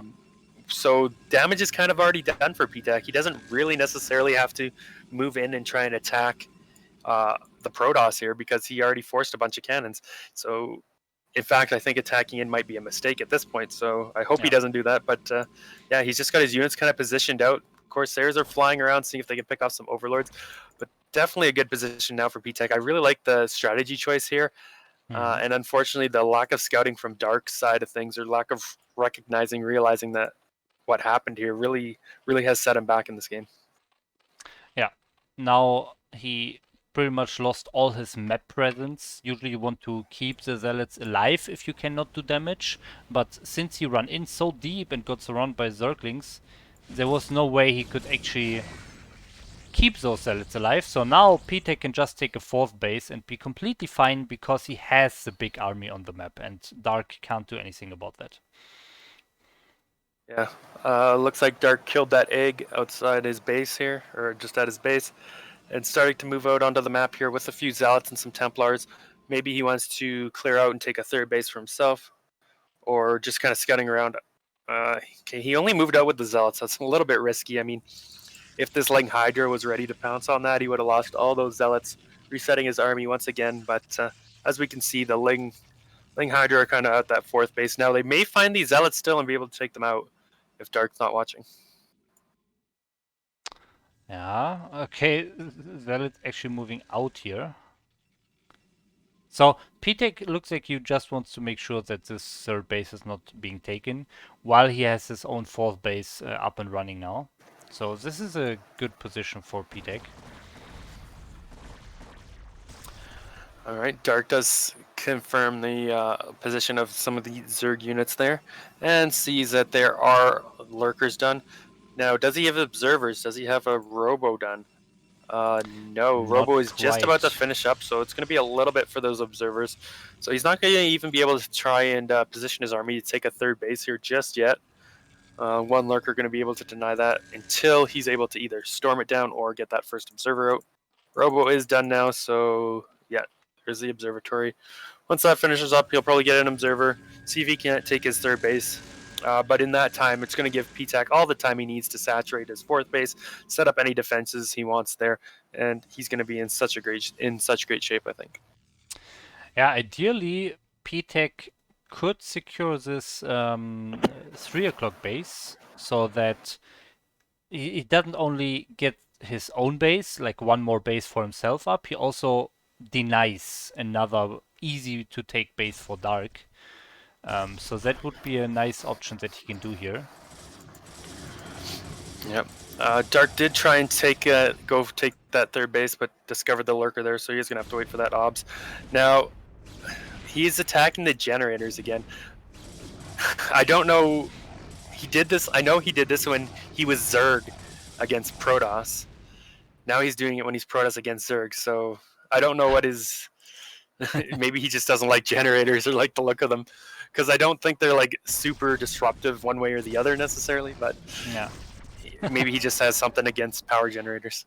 He is a Zerg Protoss race picker, and those buildings definitely look more Terran than Protoss or Zerg, so I can understand it.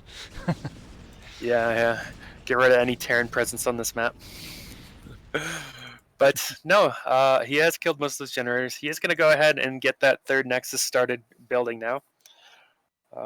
Not much Zerg can do about that. But Zerg could also take a base himself if he wanted to. Looks like he's actually going to go up to Hive, and he does have 3 evolution chambers, so he's going really heavy on the upgrades this game.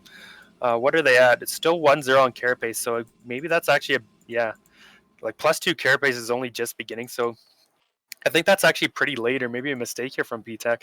He could have had like +2 carapace done or just about done by now. Oh, Yeah, looks okay. Okay, 1-1 on the Hydras, so I think he went for range. yeah, exactly. And the second range upgrade is almost done as well. Not quite, but he's also triple upgrade now. And if DarK runs into mass sunken lurker spores in a tight Oh choke, my. then I'm sorry, but then he really doesn't doesn't deserve to win this game if he really runs into this. Well, we saw him do it twice or in a couple of games before. It looks like he's gonna try again, maybe. No. I don't know. He killed one. Oh, he killed one generator. No, not like this. Hashtag not like this. Come on, don't go in there again. This didn't work out for the Ah. last few games. Okay, well, we'll see if this works out. I mean, I don't know. There's just so many lurkers here, and he's losing his third base at the same time, so maybe he feels like he has to go in because he's not going to get back to save his third base. But, yeah. I think Ptak He killed killed. his third base because he was going in here. Because he Yeah. knew, okay, DarK will lose so many units, I can just kill the third base. And you can see it. It's never going to work. Oh, It's no. just never going to work. Especially now, he lost both of his observers to that spore colony. And much as it pains me to say, like, we've just seen the same mistake from DarK in 3 games now, where he just tried to attack into the super fortified sunken lurker spore, and it really just allowed Ptak to get into a great position. Like, it's not like DarK was ever outplayed or in a bad position in these early games, but he's made this one critical mistake in 3 out of the 4 games so far, and each time, like, we can see now, Ptak is able to even the supply and really get an advantage from that. And now Ptak's safe and feels fine taking his 5th base here in the top left. He really didn't lose anything. What did he lose? 4 Sunkens and some units. Traded out units for that whole Protoss army, and that's fine for Zerg. Yeah. Like, if you could trade out your army for Protoss army, you're gonna do that every day because you can replenish your army so much quicker than Protoss can. And now I'm worried for DarK. Like, he really doesn't have much of an army. He lost his third base. He did no counter damage whatsoever to Ptak. I think Ptak's really posed to win this game and move on to the semifinals here. Yeah. Yeah, I don't really see what DarK can do. Even if we look on the positive side here, he could still secure this 3 o'clock because Ptak doesn't have lurkers or anything here. So he might take his 4th base and can secure it pretty easily because it's very close to his other bases. But then again, Ptak can just take the whole map. Like, it feels like it doesn't matter. Yeah, I mean, that's the play DarK would really need if he wants to get back into this game and win this game. But Ptak smells blood here. He's bringing his whole army in, and I think this is actually going to work. Yeah. There's just not really enough here for Protoss. Zerg is streaming in from all angles here. There's probes being caught up in the middle of the battle here in lurker fire, and even if Ptak doesn't quite take out this base, he once again reset the army of Protoss. So he's going to be able to just continue to make units so much faster. Bunch more laying streaming in here. I think this third base is going to go down, and with this third base going down, so does DarK. GG is called, and Ptak takes the GG. series 3-1 and moves on to the round of 4, our first player into the semifinals. Congratulations to Ptak. Yeah, congratulations, Ptak. I mean, we already summarized the whole match here. It's DarK wasting his army into a fortified lurker sunken position 3 times in 3 games, and that's how you can win very quickly as a Zerg. So I saw a comment here in the chat. Ptak's playstyle is fucking boring, but yeah, but if the Protoss runs into the lurker sunken fields, then it wins. So it's really, I guess, the Protoss job to not run into that and not like get baited into this attack and just use the army to take more expansions yourself as a Protoss. But yeah, DarK just didn't do it. DarK decided to run in every single time, and now he's out of the BSL Gosuleague. Yeah, but we can't take anything away from Ptak. Well played. I mean, well played from both players. But yeah, just that same mistake, like we pointed out, that DarK made, I think is what cost him. Like he was playing very well. Otherwise, he got into great positions. Like his macro was really on point. He had huge armies. Like he was hitting timings really well. But then he just lost his army into those kind of choky positions a few times, and that Ptak was able to take advantage of that and run away with the games and secure himself a spot in the round of four. So yeah, now we get to find out who's going to join him as our second player to advance to the semifinals. Yes, we will actually do a little 2-minute break here, and then we will go into the second match, Julia versus Raynor. So, little 2-minute break, and then we are back. So don't leave. Get some drink, and then we get some awesome TVZ action.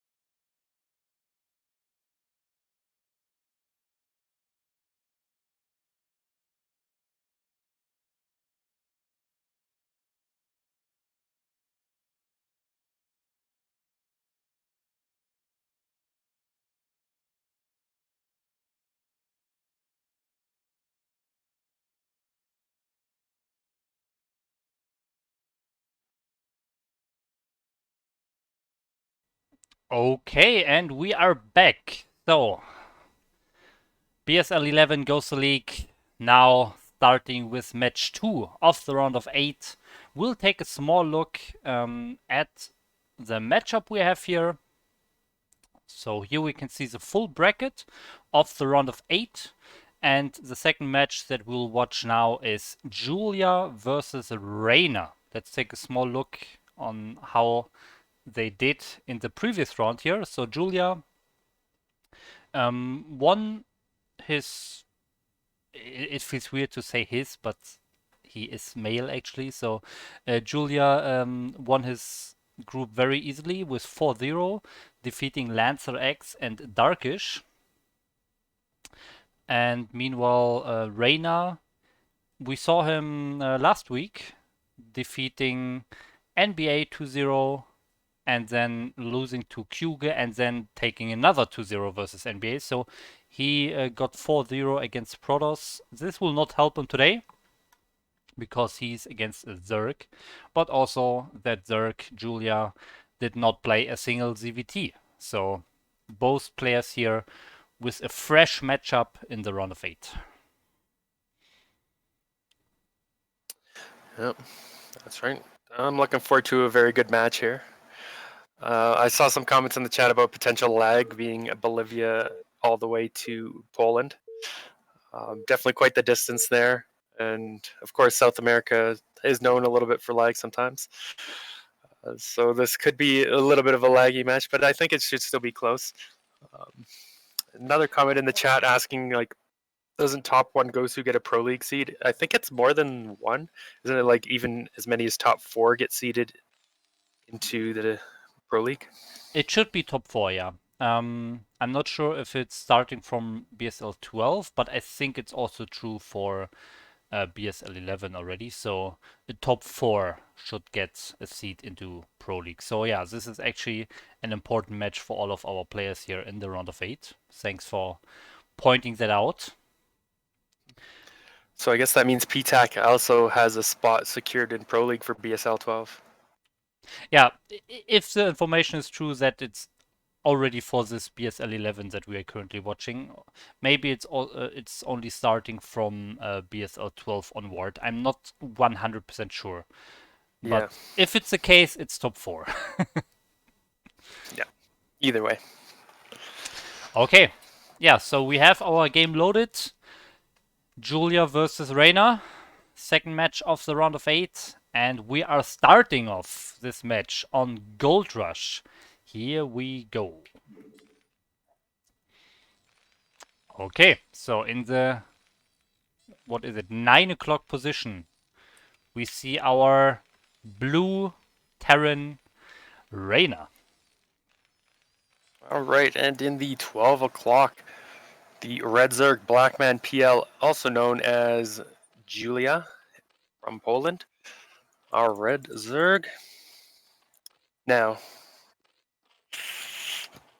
you can do Shift Tab actually to make his blue lighter. I did that, Makes yeah. it a little bit easier. Okay. Yeah. It's like dark blue or light blue, and the red layer stays the same, so might as well. So yeah, we got a little bit of a different matchup. Of course, we got Zerg in here once again, but now we got a Terran here. Now, Gold Rush, interesting first map here. I guess this was the map that was picked or chosen from the veto process. We'll have to see how the players. We've only seen, I believe, one, maybe two matches on here so far, and what we did see was one player didn't really know the map very well, or didn't know how to play the map that well, as they lost. Like he went for a 12 Nexus, I believe, and it just died easily because he didn't kill his own egg, so he could get over there to protect it.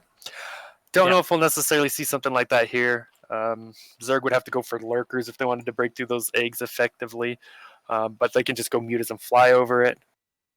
Now, what kind of strategies are we going to see here? That I'm not too sure about. Looks like Raynor is setting up a wall here. A lot of the times when you see a player wall, they go for mech. But that said, he hasn't taken his gas yet, and he's already at 13 supplies. So I think he's just going to take an expansion for himself here and go from there. Yeah, by the way, the game you mentioned that we have seen where one player was not really playing the features of the map correctly, that was NBA versus Raynor. And NBA was in the 12 o'clock position and Raynor was in the 9 o'clock position. So it's exactly the same for Raynor here. We have the same player in the same position. And Raynor actually did play the map very nicely. So at least we know that Raynor knows how to play this map and will probably not do many mistakes. Regarding the strategies, we have to take into consideration that the location of these two players, one is from Poland and one is from Bolivia. So this is like the maximum distance, and that means they are probably playing on a very low turn rate. So maybe Mutalisks are a little bit weaker here in this matchup. Yeah, and that might make mech a little bit more favored as opposed to bio play. But it looks like Raynor is going to go ahead and possibly do bio, having gone for this faster CC, not going for gas yet at all. We do have a couple of lings. I didn't see what time that pool was, but it was definitely an earlier pool than hatchery here. So just wanting to put a little bit of pressure on, but not going to really get through this wall. Perfectly safe, and we do see that gas being taken, but we also see a second racks coming down. So this looks like it might be more like a 2 racks academy type of build coming out of Raynor. Yeah, we have seen all kinds of uh, transitions lately. Some go for 2 barracks and transition to mech. Some go for 4 barracks and transition to mech. So we could still see a transition to mech later on, but so far, you're right. He's going for an academy, and he will go for a little early bio play for now. Now this is interesting. We do have a Ling starting to take out one of these assimilators here. And there's also a drone going through here. Okay, this was I'm wondering. He's actually going to send this drone to go for a scout, but Raynor, he's like with the soul read here, brings 2 Marines up just in time to actually kill that drone before the drone can get off a decent scout. And so I was like, is he going to take that hatchery top base? Because then I don't know why he's killing the assimilator, but it's just going to be for the scout. Meanwhile, Raynor is starting to work on these eggs, so it looks like Raynor maybe wants to use this top path as a potential place to push later on. But if Julia kills off these 2 assimilators, he won't be able to push any further than that.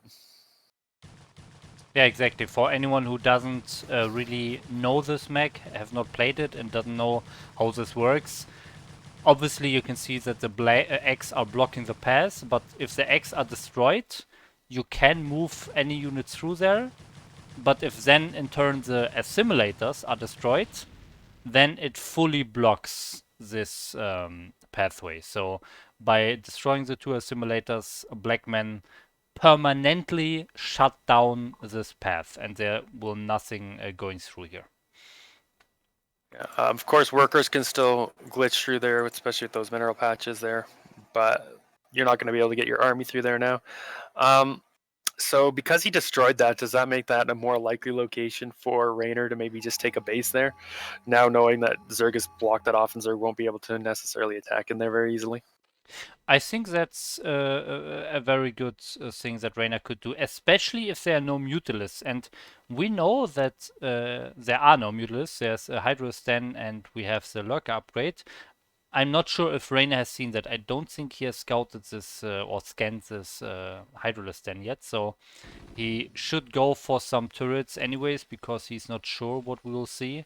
He has Engineering Bay and I don't know, so far no turret starting, so maybe he actually has seen the Hydrolist 10, I'm not sure. This is interesting. He built a bunker up on the high ground here.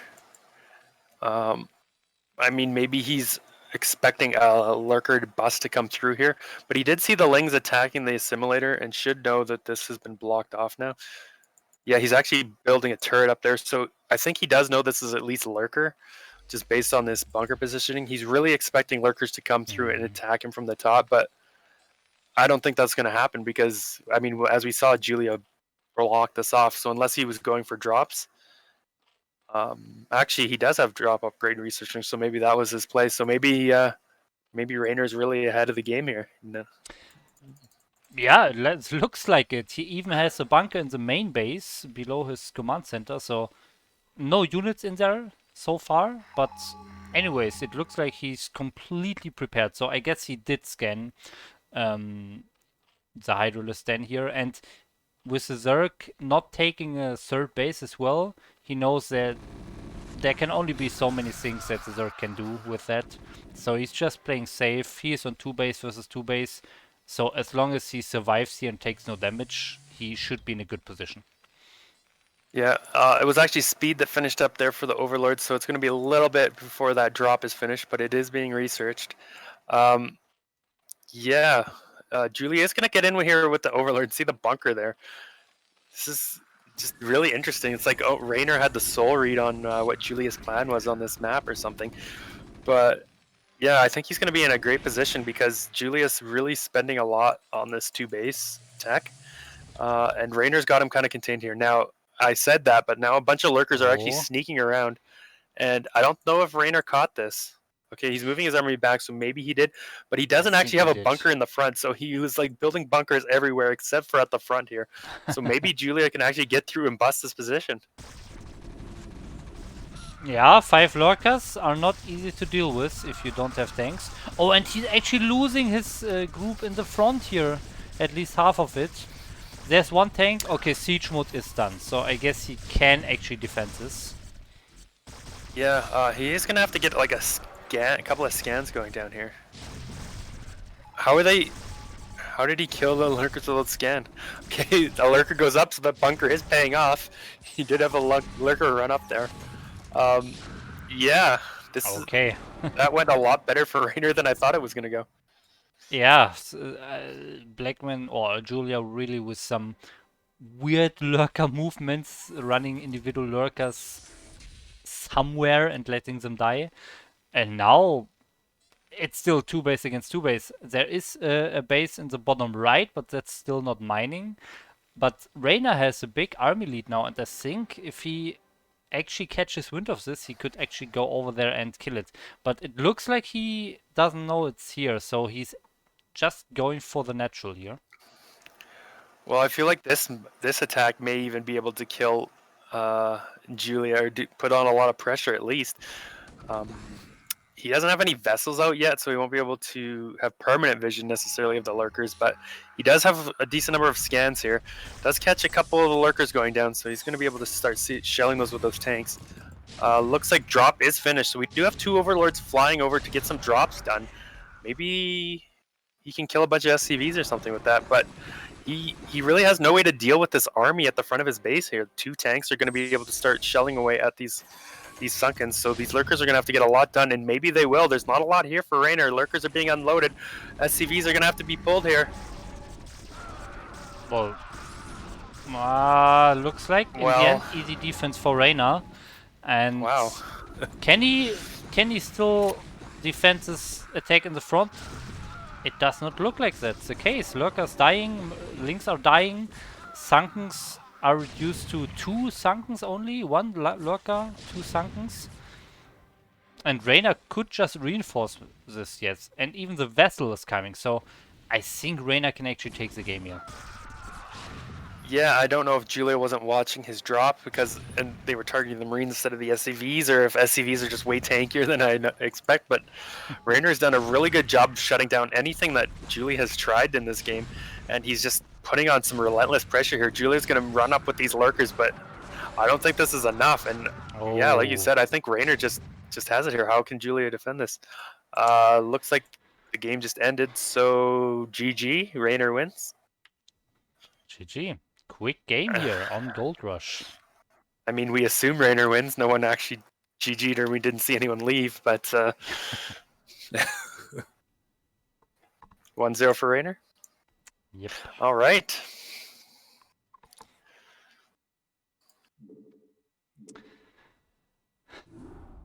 Yeah, so was this early lurker strategy because of the low turn rate maybe, or was it just Julia trying something aggressive? We'll find out in the next game, I guess. Now, we had one other player last round that did a lot of this 2-base lurker stuff. Some games it worked out well for him, some games not so much. And I think Raynor played against him last round. Was Deska, I believe. So Raynor might be like perfectly adept at handling any early lurker shenanigans after all the lurkers he's faced so far in the Gosuleague. So. But I think it was Red Lane, not Raynor, playing against Deska, against those lurker strategies. Okay. Yeah, maybe it was. But yeah, anyways, Raynor seemed super ready for everything. He scanned, he saw it probably, he got bunkers everywhere, he was just totally safe. Okay, and now we have game 2. On Overwatch, in the top left, we have our Zerg down 0-1. It is Julia. All right, and in the bottom right, up a game. In the blue, it is Bull Raynor SG, the Terran. See some comments in the chat about some potential lag. Yeah, Blackman was pissed off about the lag, maybe. Yeah, but I feel like these comments are always here when Julia's playing or when Blackman is playing. Even if there is no lag.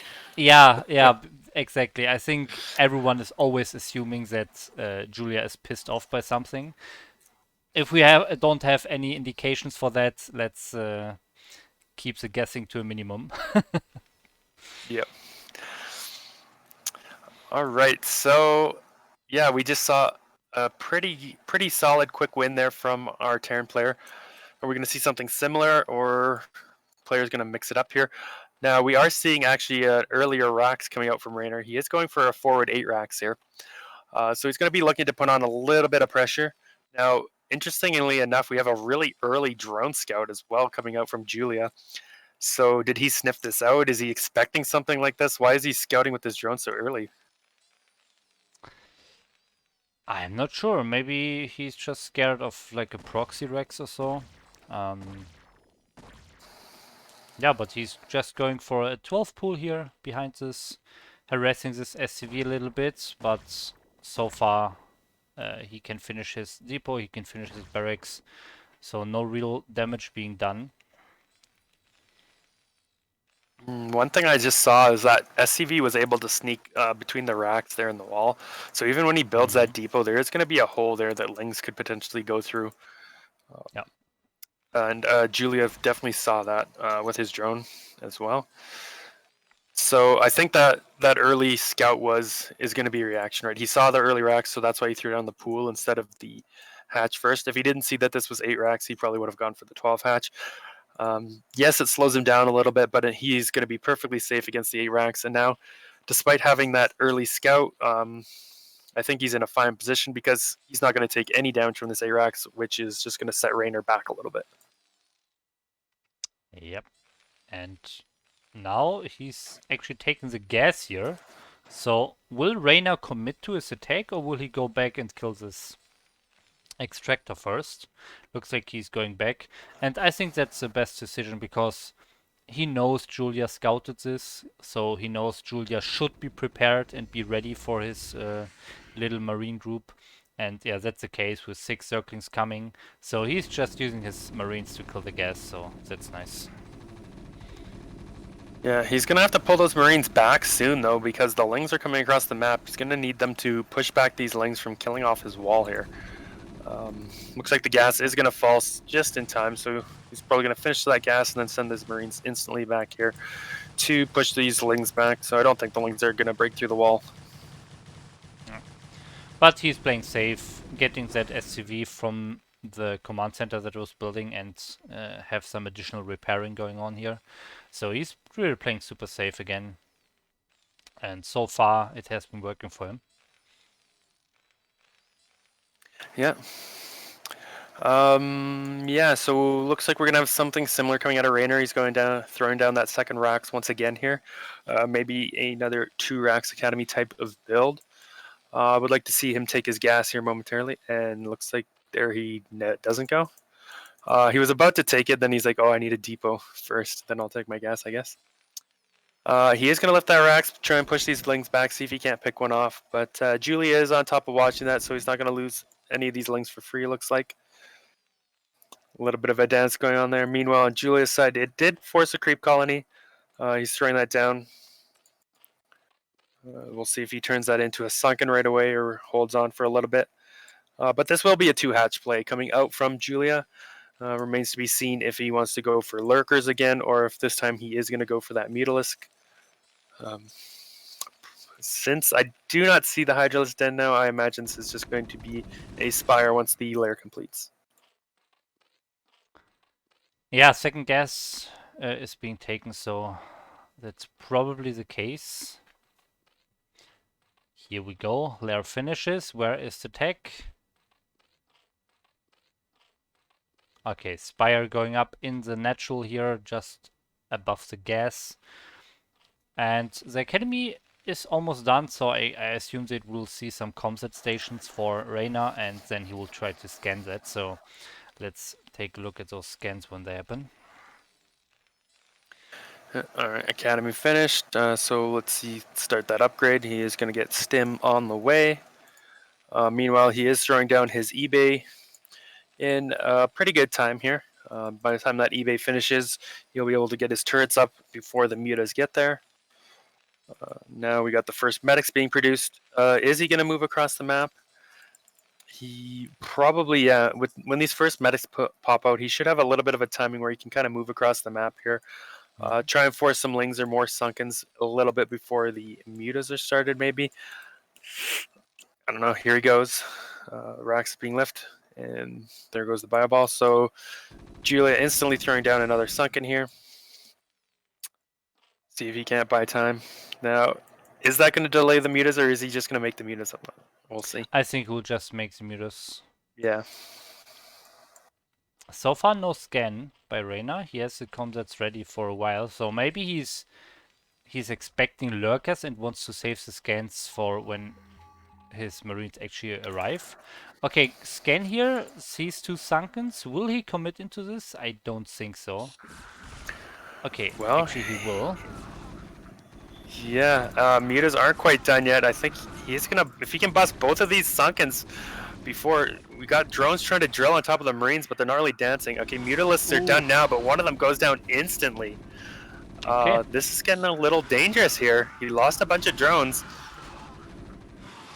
See how the micro is. I mean, I don't think he's gonna die to this, but it's already taken quite a bit of damage. Yeah.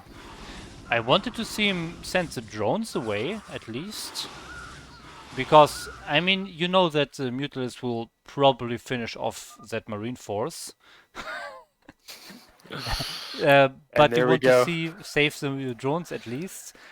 But he didn't, and now he's super far behind and is blaming it on the lag. So I guess the viewers in the chat were right here.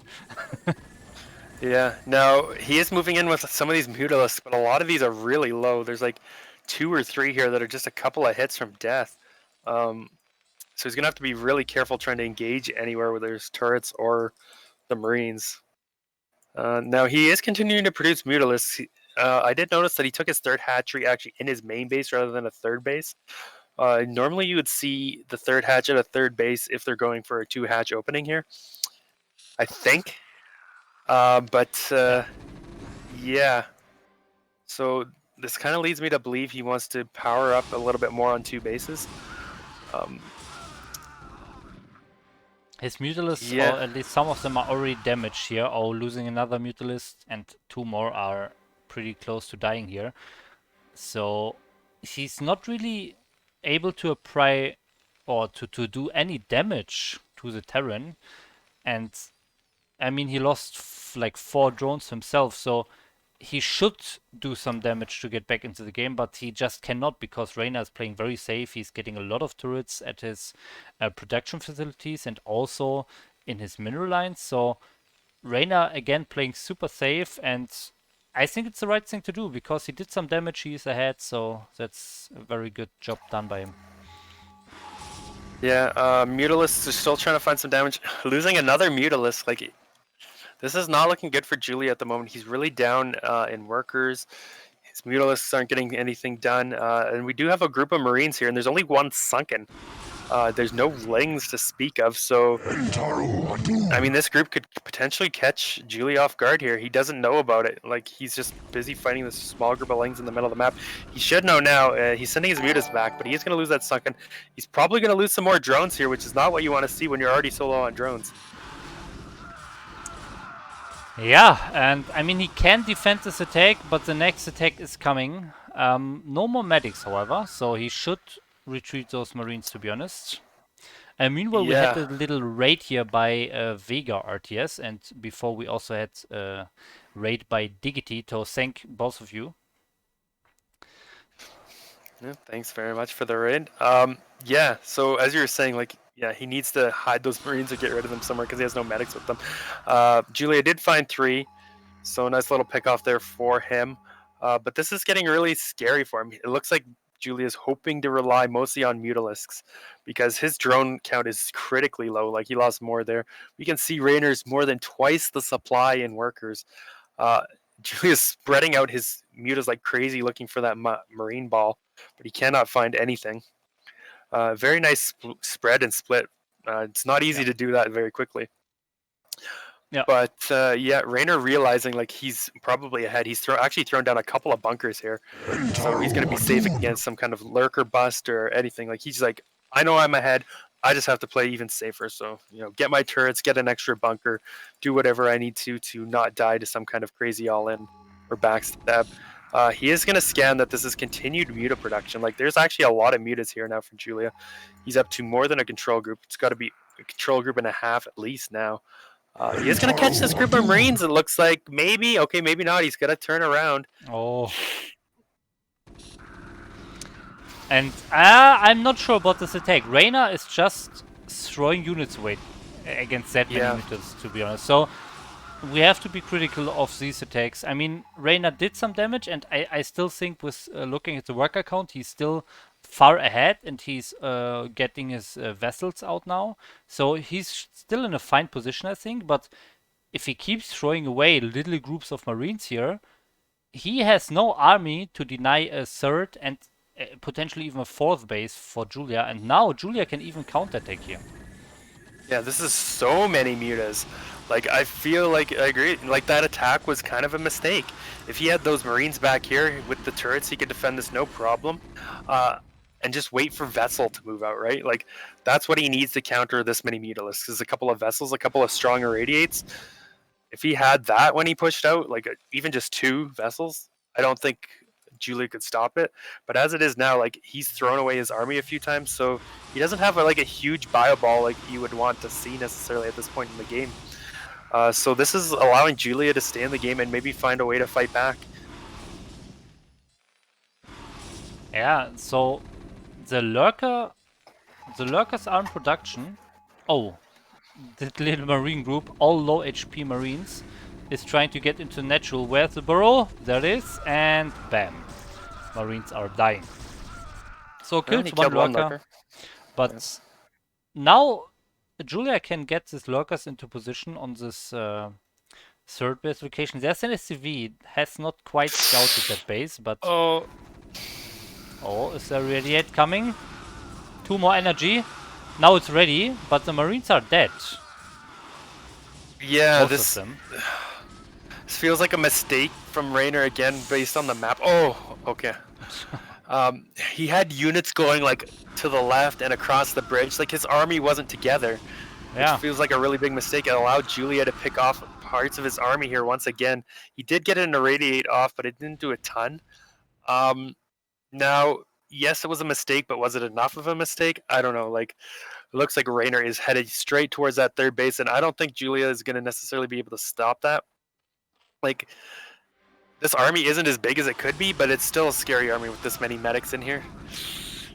Yeah, and the big problem is Julia did not send those 2 lurkers to the bottom left, so now he has no defense. If he had 2 lurkers here, that base is safe. No way Raynor can beat this. But now he doesn't have any defense. Even making a missile turret here. And yeah, Julia complaining about lag and leaving the game. So 2-0 for Raynor. Yeah. Well, if Julia can't find a way to overtake the lag, the supposed lag that he's been facing here, and this is going to be a pretty quick series. I mean, Raynor's already up 2-0 over Julia. What can he do? He needs to do something, right? Like, he tried lurkers, he tried mutalisks. So far, nothing has worked, and because of it, Raynor does have this 2-0 lead. Yeah. And I mean, the damage was already done by Raynor even before the mutalisks were a factor in the game. So even if you can't really micro because of the lag, Raynor was already ahead. So I'm not sure. But I want to make I want to say one thing that is very important that some people don't understand, especially some people on ladder, and maybe Julia as well, I'm not sure. The lag happens when there are 2 players in a game that are far away from each other. That's just because of how internet works. If you need to establish a connection from Europe to South America, that connection will not be very good, so there will be lag. it does not mean that one of the players has a bad connection and is lagging. It's just the combination of those two locations in the world that produces the low turn rate. I just want to make this very clear because some people don't understand that fact about StarCraft.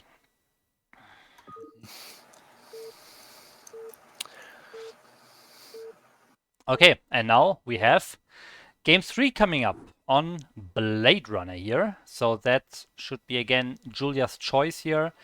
And we are going into it. Okay, in the top left position in red, we have our DarK has to win 3 games in a row. It is Julia. All right, and in bottom left, the Terran player, 1 win away from advancing to the round of 4. None other than Bull Raynor. Okay, Overlord scouting the correct direction here. Don't think it will matter too much, but maybe, we'll see. Yep. Well, so far we've seen Raynor go for bio plays both games. And so far we've actually seen Julia go for the pool before hatchery both games and lose them. Now, I kind of know why he did last game. Like, I think last game he was going to go for the hatchery, but he sent that early drone scout out, did see that it was an 8 rack, so it's like, okay, I'm going to get the pool first just to be perfectly safe.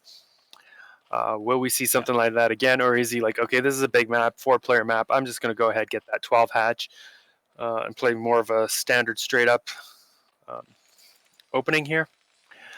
Meanwhile, Raynor, does he change anything up? I mean, it's worked for him so far, right? Like, I don't think he necessarily needs to change anything if it's continuing to work. And actually, in saying that, it looks like Julia is going to go for the pool here once again. This time it looks like 11 pool. So slightly earlier than last game, but still pool first. Yeah, what do you think about this position? I'm not quite sure if it's actually blocking the gas mining a little bit here. Yeah, I was wondering that too. Like, I feel like it has to be blocking the gas mining, right? Yeah, it looks like that's the case, so I'm not sure. He's manner gassing himself. Manner pool.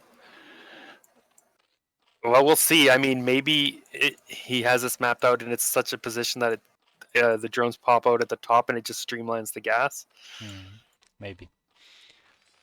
Hopefully. I'll give him some credit and say that's what he's planning for and that's what's going to happen. And if it doesn't work out, then I'm sad. But If we'll it doesn't see. work out, it's not because of the lag. We can say that much. Yeah. But yeah, we'll see. We'll see. First lings are coming out now for Julia. Looks like he is going up to 6 lings here. Meanwhile, what do we have on Terran's side? Looks like he's just going to go for a command center.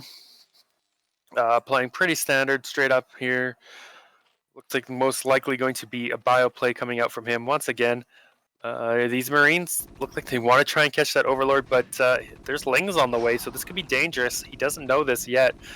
He is going to get that SCV and potentially scout that there's a pool here, but I don't know if he's going to be able to save these Marines. And this could have been even intentional for Julia, sending that Overlord so that Raynor wants to kill it, and now the Durkins are actually getting on top of these Marines and doing a lot of damage. Wow. Yeah, nice. The pool first is paying off for him in this game. I mean, it didn't work out in the other games because we had a wall, but this game it actually is going to get some damage done. He's already picked off 3, 4 SCVs and Marines, so these lings have paid for themselves more than double, I would say. He is going to clean up the lings, but the damage has been done. So this game, we do got to say, Julia does have a slight advantage here, or maybe even a bit more than a slight. Yeah, for sure. I wanted to say it is a bit risky for Raynor to just take his command center on the low ground. No wall, no SCVs pulled, nothing, just like that. Was a bit risky with only 2 Marines. And then he even tries to go for that Overlord. I remember 10 years ago, people were actually calling this noob magnet. So if you send the overlords in the natural of the Terran intentionally to make the Terran come out with his few marines to kill that overlord, and then you run in with zerglings, that was a popular trick back then, and it actually looked like it was intentional for Julia as well. He moved the overlord down from this cliff, then the marines came out, and then the links came in. So it really looked intentional in this case. Yeah, and looking at the gas in his main, so yeah, it does streamline that gas. Not he doesn't really manor gas himself here. We do have one drone like loop up there, but it's not affecting his gas mining. So, Yeah. well, it looks like he may have manor pooled himself or something. It's perfectly fine. Do have the layer about halfway done here now. Once again, third hatch in the main base here. Is he just getting that third? I guess okay. He did go pool first in these games. I don't know. Something seems off to me. But Hydra's Den coming down, so it looks like he wants to play lurkers once again, trying to avoid the laggy Mutalisk micro. Yes. Will he again go for drops, or will he not do that? That's the question. Yes, so far, no Overlord upgrade started in the lair, but I think they should start a little bit later anyways. We'll have to see. But so far, Raynor does not know about this. The comsat stations are just going up right now, so he should scan as soon as those comsat stations are up here, so that he can confirm the tech. Looks like we do have an SCV scouting around looking for a third base here from Julia. Eventually, he probably will make it to the top right and scout that hatchery and know exactly where the third base has gone down. We do have a few lings running across the map here. Looks like they do have a speed. Just trying to scout, see if he can pick off a random SCV scouting around on the map. Oh, he does get a ling to block this ramp. So Raynor doesn't quite confirm that there's a hatchery there, but he probably will assume there is. He did throw down 2 scans, and he scans everything. Sees the 2 sunkens done and more being morphed at the front. Does see the Hydralisk Den, so he should know exactly what he's up against. Yeah. And this third base, oh wait, hold that thought. There's a little Ling force going into the main base. Yeah, will not do a whole lot, killing 2 marines here, but now will probably be killed. Yeah.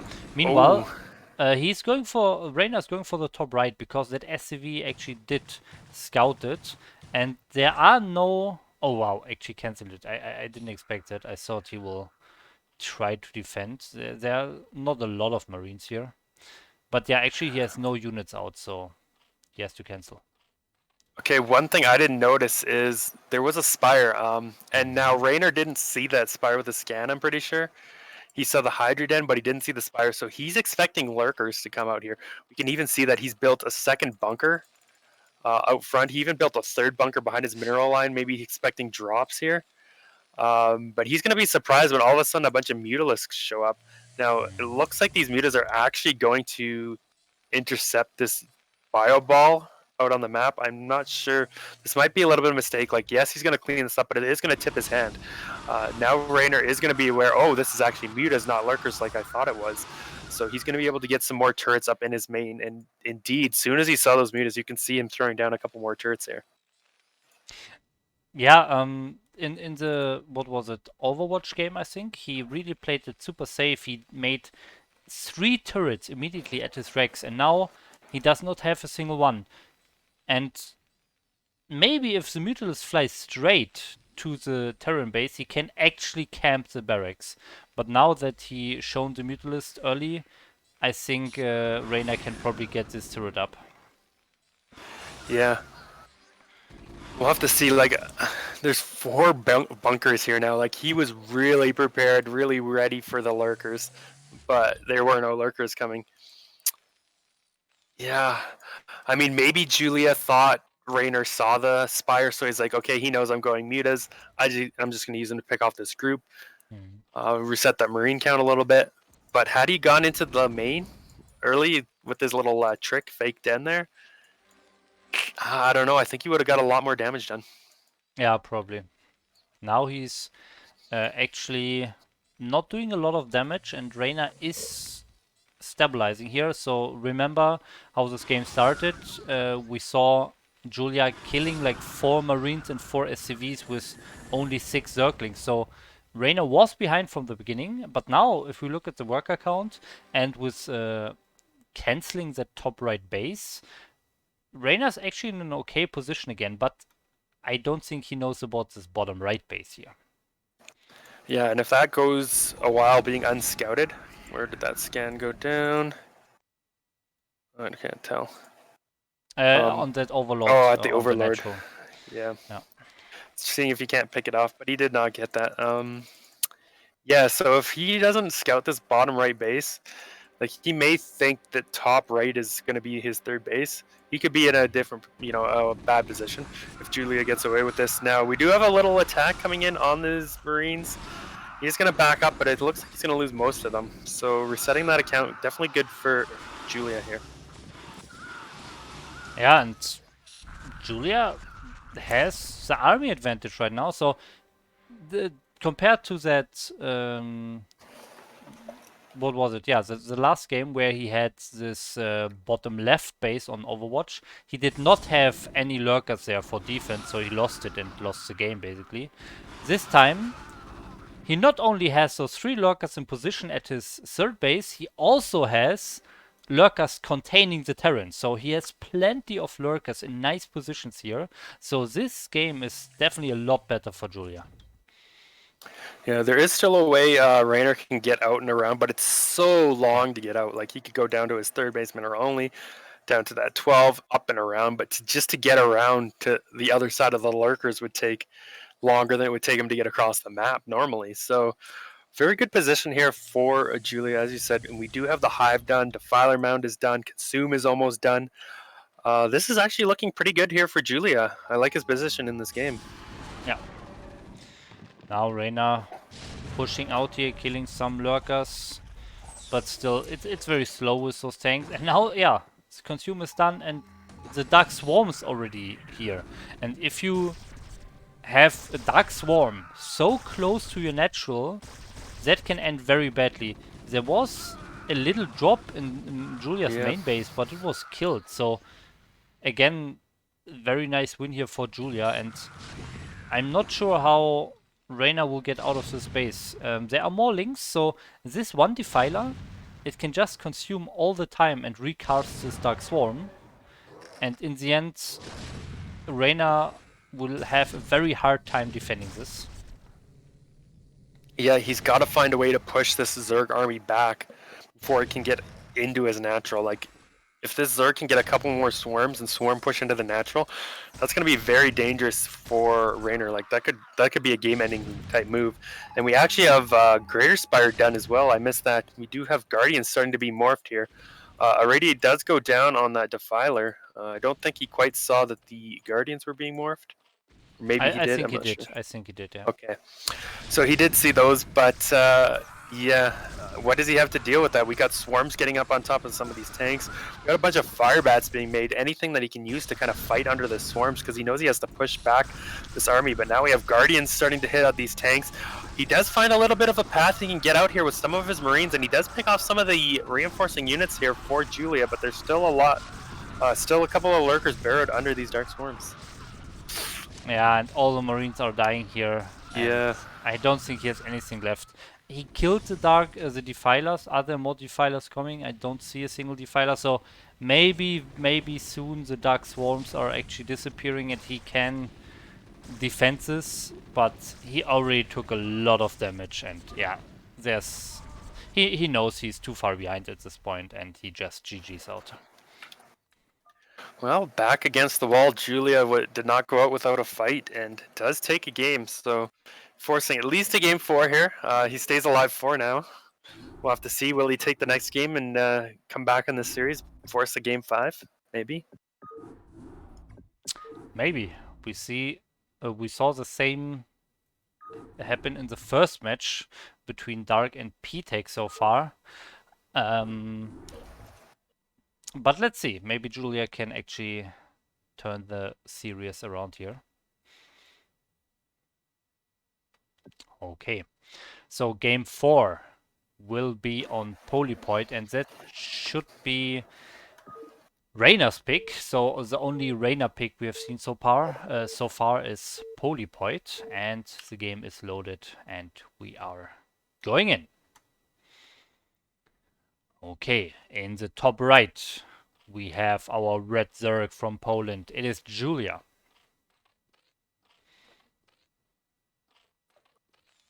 And in the top left, none other than the blue Terran. It is Raynor, who's still one game away from advancing.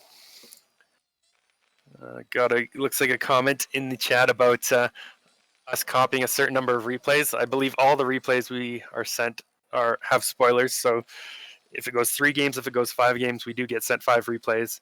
So we don't know how many games there actually are, regardless. Yeah, we're completely spoilers. We have no idea about the result of this. Yeah, we have no clue. So it's all a surprise to us too. Now, that said, does Raynor change it up this game? He did. I mean, first 2 games he went bio. It did fine. He won. Last game it looked like Julia kind of took control of that game. So do you want to mix it up here? Now this was his map choice, so maybe he has a preferred build here. Far as I can tell, he really prefers this bio style, but doesn't mean he can't necessarily do mech or some kind of 1-1-1 opening or some kind of wraith opening. But we'll have to see. And so far, every single game Julia has gone pool first.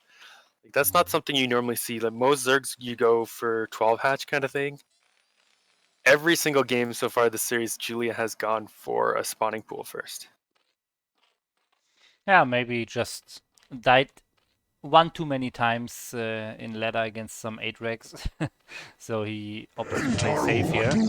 But remember in the last game, that game that Julia won, it was not really the strategy choice or so. It was maybe a little bit. The muter switch was nice, but it was also those initial 6 circlings doing a lot of damage. And I don't think Raynor will do the same mistake again. He played pretty safe against everything so far. He just didn't think about that one thing. So he didn't play safe in that one moment, and I'm sure he will fix that this time. And then, yeah, just play safe in every regard, and have an even game going into the mid game. Yeah, well, he is sending 2 SCVs to scout out. He actually sent the one back, seeing the Overlord there, knowing, okay, Julia has got to be here. He will see the Lings and confirm that this was once again a pool first build. And he should be fine. Looks like he's going to, pull a couple of SCVs, just hold his ramp, not build the command center on the low ground or anything. And as you said, probably won't take any real damage this time around. Yeah, here we can see a very different situation. 3 SCVs pulled, Marines stay on top of the ramp, so no damage being done this time. And he's even going to pull 2 of those SCVs back after deflecting those Lings. Could be a little bit of a risk, especially if Julia had decided to keep producing Lings back at home. But as we can see, he's just droning up, so Raynor should be fine. He did start that command center in his main base as well. So you can get that building, and we'll float it down once it's done. Second rack started as well. So looks like game plan is the same here for Raynor as well. I'm just going to stick to what I'm good at. I'm going to go with that 2 racks academy type play once again. Yes, and now we have the gas for Julia, and again the in-base hatchery that we have seen in, I think, pretty much every other game as well. So Julia really sticking to his plan here in every single game. Yeah, now what does he want to go for? We've seen lurkers twice, we've seen mutas once. That's the next question here. Just starting to mine that gas. So actually, yeah, that hatchery was well before his gas this time. We did see him go for like earlier gas before. So this is actually more of a straight up 3 hatch build. Yeah. Okay, lair is started right away. The first 100 gas, which you would expect to see. Now we do have the command center finishing. Raynor's just going to push out here with a little group of Marines, push those Lings back, and probably lift off that command center after the SCV building in there finishes up. Oh, Link sneaks in. Okay, Ooh, confirms doesn't quite. two barracks, but I don't think that's too unusual. That's pretty normal. That's what you would expect, and doesn't get any other information. For example, his command center. But again, he saw the bunker starting the natural, so he will probably Yeah. assume that the command center is done. Yeah, that's what I was going to say. He didn't actually see the command center, so seeing the second racks could maybe tip him off or make him think, okay, he's going for a push here, or he's going pretty aggressive on one base since I made the links. But now he does, like you said, see that bunker being built, and he actually confirms the command center with his overlord, so he should be in a good position, know exactly what's going on here. No Hydralisk Den started quite yet, so this is probably going to be Mutalisk, or at least Aspire, coming down here from Julia, as soon as that layer finishes up. Yeah, but this Spire will not be Oh, done in time for this little Marine push out, so he has to get another sunken here, and he's doing just that. Oh, it's okay. He Hydralisk then actually, after all. Ah, it's both again. So yeah. same as So last game. potentially another fake coming out here. We'll see if Raynor falls for it again. So far, okay, no scans. Just now there's a scan. Let's see. Okay, yeah, Oh no. scans the Hydralisk then, does not scan the Spire. So that's always the option that you have if you go for an early in-base hatchery. But Raynor should know this, so I expect the next scan to go on this hatchery. The other thing I want to say about that is when he did throw that scan down, the Hydralisk Den wasn't quite finished, right? I think it was just finishing up, so he saw that it was still building. Yep. Now that the fact that the lair was done before the Hydralisk Den was done could also tip him off that that was a fake, right? Because ideally, if you're going for lurkers, you want to get that time just so it finishes at the same time as your lair, so you can start your lurker upgrade right away. So Raynor may still suspect, okay, this is probably a fake, and I'm going to get prepared for mutas. And actually, yes, look at this. He's building his turrets in anti-muta placements right now. So yeah, very nice game sense and also maybe adjustment from last game. Some Zerglings getting into the natural here, killing one of those turrets. But I think he can rebuild this no problem before the mutas arrive, so this will... Yeah, sure, it's nice damage, it kills like 75 minerals, but he also lost all the Zerglings for that, so I don't think that plays a big role here. So where are the Mutalisks? There are nine. 9 Mutalisks are building right now. So that's a nice force. I want Raynor to move this Marine group away, otherwise he will just lose it. yeah, a couple more scans going down here from Raynor, checking to see if he can find a third base location, but does not see a third hatch started just yet. And as we can see, that is not the case anyways. First group of mutas is out. It looks like he is going to try and start picking away at this bio ball. Would like to see him either retreat that or try and meet it up with some more Marines, because he doesn't want to necessarily lose that for free or for without doing too much damage here.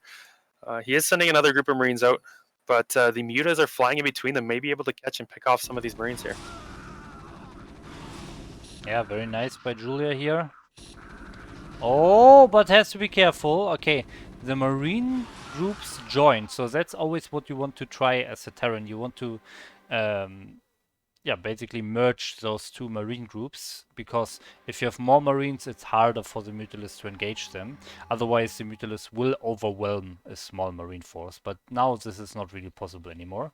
That being said, he has some Zerglings as well. Maybe he plans to do that with some additional Zerglings. Well, we got another group of bio coming out on the map. Once again, Julia may be able to pick this off. It's quite far away from his other group, so I think he will actually get it this time. I'll have to see. Okay, Raynor runs away immediately, noticing the threat here, and can get 3 Marines. Okay, 1 Marine into the bunker. Yeah, nice pick off for Julia though. Good heads up play, being aware like, okay, he's probably going to be sending more units out to reinforce.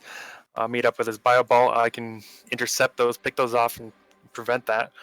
But still, looking at this game, okay, hold that thought. We do have a bit of an engage going on here. I don't know about this one. All the lanes get taken out. A couple of the mutas, down to 6 mutas here. I don't really want to engage that. So maybe a bit of a blunder there from Julia, but I still think he's fine. He's got his lurkers out now. He's got his hive already on the way, just about to finish up. So we should probably see defilers coming out very soon. Oh, all the victors yeah. die, except 2. I want to say a little bit unfortunate that Raynor did not scout the 3rd base here. Now the lurkers are actually in position, so now it's too late. If he scouts it, he cannot go up. Okay, now he's sending a marine, so slightly too late here. Now, yeah, he cannot push up this ramp anymore against lurkers. Yeah, kind of a nice play too with those Mutalisks, bringing the bio ball back to the ramp so he could get those lurkers out and over there to protect his 3rd base. So where does the play go from here? It looks like upgrades are continuing. We're getting the armor upgrade for the bio. We got 2 starports coming out, so he's going to be able to start getting those science vessels out. But Defiler Mound is also well on the way here. There is only a single lurker here at the bottom ramp, so he could scan that and kill it actually. But he doesn't know that there are not more lurkers, so he's actually not trying at all. Yeah, exactly. For all he knows, there could be a few lurkers stacked on top of each other there. Yeah, looks like Defiler Mount is just now finishing up. Consume, I imagine, will be started right away here. Yeah, there it is. So the window for Raynor to maybe get in kind of a bust here before Swarm is very, very small now. It's definitely dwindling. Don't think he's going to be able to do it. Swarm will be out in time for Julia, and he'll be able to start trying to push the bio back for Raynor to see if he can get out onto the map a little bit more himself. Mm-hmm.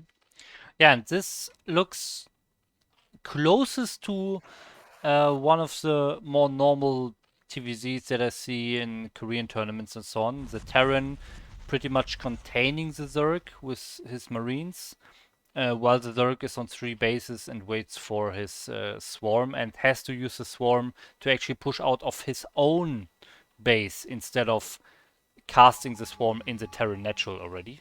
So, yeah, I would say this game is probably pretty even so far. Yeah, we do have 2 dropships actually coming out for any science vessels, and now we even have 2 wraiths being built. So I think he scanned and saw that a greater spire was being started here. So he wants those wraiths to help fight off the guardians. Now, is he going to use these 2 dropships? They've been done for a little bit, but he hasn't loaded anything just yet. Okay, maybe now. But we already have a couple Scourge in position. We do have a couple Lurkers even burrowed at the main hive there. A couple Swarm, as we said, Swarm is out now. He's going to be able to start pushing this ball back, get out onto the map himself. Mm-hmm. Yeah, the dropships are partially loaded in. Not quite enough units in there now. Okay, now he's killing this Overlord with his scan and his race here. Okay, now loading up the second dropship. And where will he go? I don't think there's actually a good spot to attack, because even the 3rd base has Sunkens and Lurkers. Maybe in this right side of the 3rd base above the minerals, but apart from that, even the main base is pretty secured with 2 Lurkers right next to each other. So I don't see a good point. Oh my god. Nice Plague. And this whole marine group in front of the Zerg base is killed. So that's a very nice win for Julia here. And now the Wraiths are actually coming. Yeah, let's see, where are the dropships going to go? Wraiths are trying to kill some Overlords here. Pick off those Scourge so the dropships can get in here. But there are a couple of Lurkers here. Even a Spore Colony going up here to deal with the Wraiths. He does scan and see the Lurkers though, so he may be able to kill him, but nice Dark Swarm going down in time, so where are all the units? Oh, there's still some in the dropship, okay. This drop kind of got really, I don't know, everything just kind of got separated, you know? You had like small groups of units everywhere. Yeah, okay, killing 2 lurkers at least, killing I think 4 drones it was. But overall I would say that was a fine defense for Julia, especially with killing both of the dropships here. So now he knows, okay, either the jobs are not an option anymore for some future bases that Julia wants to take, or Raynor has to reduce his own vessel count to get some additional dropships out. Looks like he did save one of the dropships. There's one at 12 o'clock there. Ah, okay. But yeah, I feel like that drop could have done more damage. His units just kind of got really spread out. He had a couple units staying at the top, couple didn't unload, couple went down, you know, started attacking under the swarm. So it worked out to be a nice defense for Julia. That said, we still have a pretty sizable army here out on the map for Raynor with a lot of fire bats mixed in to help combat, I guess, the Dark Swarm. 4 vessels out now as well, so he's going to be able to start irradiating stuff. Normally you'd want to see some irradiates go down on filers, but he's going to take the lurkers instead. Still irradiating those gas units, reducing that count. Maybe thinking about trying to bust up in this position if he can reduce enough lurkers before Julie can get more in there. But I don't think that's going to be possible, as he's got a few more finishing up just now, and he's going to be able to get those in position right now. Yeah, there's no way that Raynor can bust this, and he will probably also not do it. So now Raynor's game plan should be denying a 4th base, and this marine group at the bottom that is still there from the beginning is doing a good job. It already killed some Zerglings and drones trying to get to the bottom right. And he's just leaving that there, so that's good for him. And he has 3 bases himself, even building a 4th command center. So of course Julia has this mineral only, but I meant a 4th gas base actually. Yeah. Well, we did have a plague go down on some vessels here.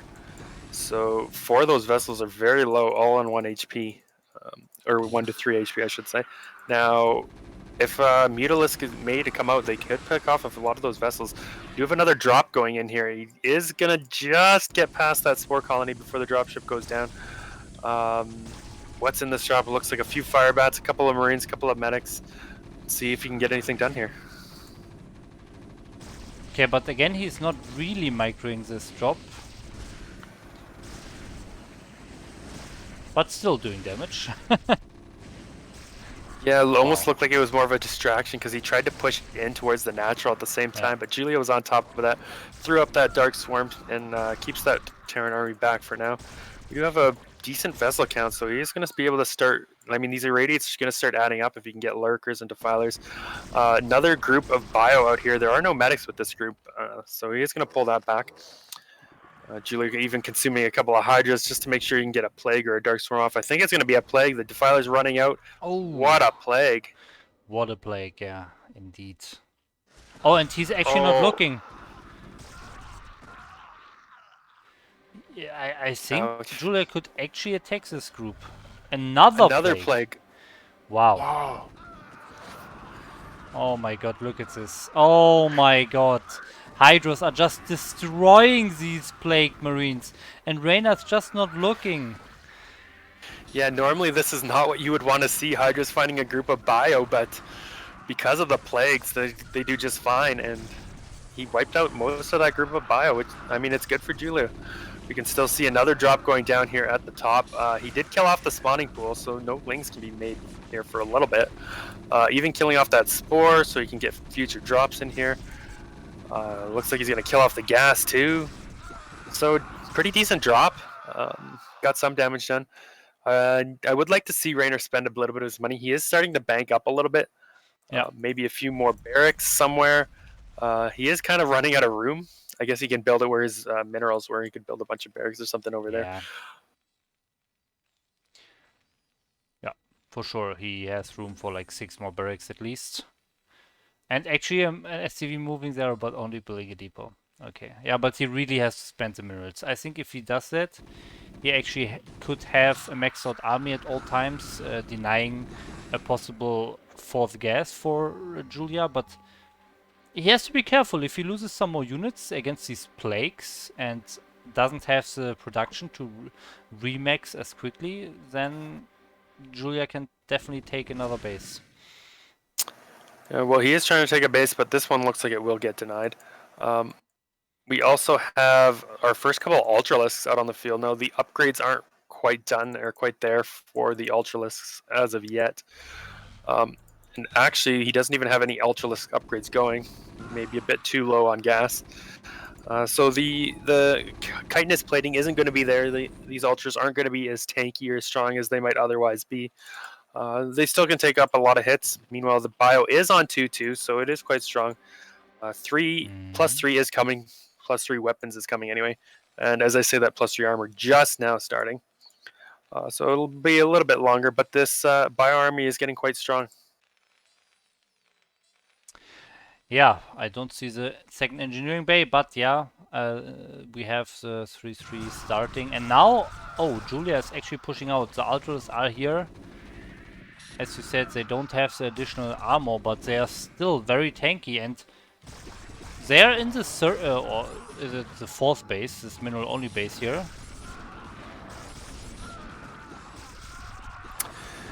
Yeah, that's a nice little play from him there. Okay, we do have a science facility back in Terran's base with the add-on, so he will be able to start making battle cruisers if he chooses to do so.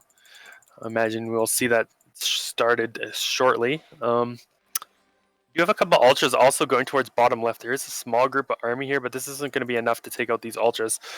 So nice job by Julia, going to be able to at least deny some mining here, kill off these SCVs if he doesn't run them out of here really quickly. Yeah, and these are the same units that just attack the mineral only, so those units are really take a lot of kills here. 14 kills on that one Ultralist, 14 and 10. The Lurker has 4 and the Hydrus has 1, so a lot of kills here. And meanwhile, Raynor trying to push up this high ground and getting destroyed once again. So I feel like Julia is winning this game now. Yeah, it felt like Raynor was in an okay or a good spot there for a while, but Zerg's done a good job fighting back here. A couple of very nice plagues throughout this game, denying 2 mining bases, and all of a sudden it's looking like Julia's got a shot here, and he's really pushing Raynor back. Yeah, and the Hydras looks like they will just finish this game here. Like plenty of medics, but almost no other units. And now there are additional lurkers coming. And I don't think Raynor has enough. I mean, he still is on 2k overmans the whole time. So maybe that's part of the problem here. But now, I think it's too late. Even if he spends his minerals now, he's losing his last bases. Yeah, he's got almost more medics than anything else here. Nice little medic wall, but yeah, as you said, Julia's really putting on the pressure now, turning up the heat. And can Terran hold on? Like, this is a critical point of the game. If he can't get these units out of his base, and Julia's able to just keep pushing in further, if he gets a Defiler across here, it looks like he has one now. He's going to be able to start doing some Dark Swarms in the natural of Terran, and that's really not what you want. Yeah, and that should seal the deal. Raynor flying out with 4 dropships into a spore. Most of them are empty anyways, so it doesn't matter. But yeah, he still has that left base, but it's just a matter of time when Julia decides to just attack that with a Defiler. Ah, it's already in position, so it's coming. Yeah, we do have the first battle cruiser, only about halfway done here. But I don't know if we're going to get to that point in the game. It looks like Julia's going to be able to push up into the main. If he can get on top of the Terran production, it's going to be over. We do have a group of Lings killing a ton of SCVs at that 9 o'clock base as well. And Raynor realizing this is over, he taps out. So Julia ties the game up after going down 0-2. We do have a game 5. Yes, game 5. Nice. Okay. For me, it looked like Raynor was just a little bit weaker there in the late game. Julia very active with those Defilers, a lot of plagues, a lot of Dark Swarms, always doing something. And Raynor trying some drops, but mostly not really microing them and not really accomplishing a whole lot. So yeah, in the end, Julia takes it in the late game. So that was the first real late game that we have seen from these two players. Yeah, so are we going to have the reverse sweep? That is the question. Julia was down 2-0. He's fought back to tie it up 2-2. Does he take game number 5, reverse sweep, and advance to the semifinals for himself? What do we think? I'm not sure. I think it's definitely possible from these last two games. But I also thought the first two games of Raynor were pretty nice, so I'm not sure about this, but we'll find out in this game 5 on Sylphid. In the bottom left, we have our Terran. It is Raynor. All right, and bottom right, we're coming back from being down 0-2. Blackman PL, aka Julia. Will he do the reverse sweep? What does the chat think? Can he make the comeback? Will Raynor take this game? I don't know. Yeah, let's hear some scores. Let's hear some opinions, guys. Julia or Raynor? All right. Well, first thing I notice here is Julia is going to be scouting the wrong direction, or at least the direction Terran is not in. So he won't find him right away. But so far, both players have done pretty much the similar, same build every game. We have seen Julia mix up his pool timings a little bit, but otherwise, and building placements for Raynor have been mixed up a little bit, but otherwise, it's always been pool first and 2 Rex Academy. Yeah. But we see that again. I'm expecting probably, but you never know. They can always mix things up. And yeah, there is the pool. Looks like it will be over pool from our Zerg player. And there is the Rax going down. So we'll have to see if he wants to take the gas because he hasn't really walled off or anything. I'm guessing this is probably just going to be a straight up a 2 Rax Academy type build coming out of Raynor once again. Yeah, SCV going out to scout now. And Julia will probably take the hatchery right after this. Gas still not started. Yeah, drone is moving out here, so we'll take hatchery and we'll send another drone to scout probably. So very normal play here, very standard. All right. Well, looks like the SCV is going in the direction to scout him. He did a little subtle thing there, check for that Overlord, but of course didn't see it. So, like we're saying here, he is going to scout Zerg, and he is going to confirm that once again this was a pool first, and he is going to see the 6lings here hatching momentarily, or at least a few of them hatching. Oh, this time Raynor actually not trying to hold his choke, but rather making an early bunker in the natural. So little change there in reaction by Raynor. Oh, but this gas is pretty nice in my opinion because these Marines have to stay in the front now. They cannot be used to kill the gas because the links are coming. So he has to wait a little bit longer until he can take this gas. Yeah, good point there. We do have one SCV that's going to attack that. Just start adding a little bit of damage. But he does have his bunker. He's got a couple SCVs to help block. He's even going to pull one of the Marines out to help work on killing that gas while he throws up his natural command center there. Ah, so if Julia's lucky here and the SCV... Oh, never mind. He can actually reach the command center straight up. Oh. Cancel by Raynor. I really expected him to just move out the Marines from the bunker, but no, he just cancels the command center. Was that an overreaction or was it maybe even a misclick? I'm not sure. Yeah, but this has got to feel a little bit good now for Julia, getting that little bit of an advantage. Of course, it's not necessarily game ending, but any advantage you can get is going to help, especially being in a game 5. Both players are going to be a little bit more on edge, right? Raynor has just lost 2 games too. His mentality, right, is probably going to be a little off. He's like, oh, I was 1 game away from clinching the series or winning 3-0 or something. All of a sudden, I'm in game 5 here, and now I'm canceling my command center.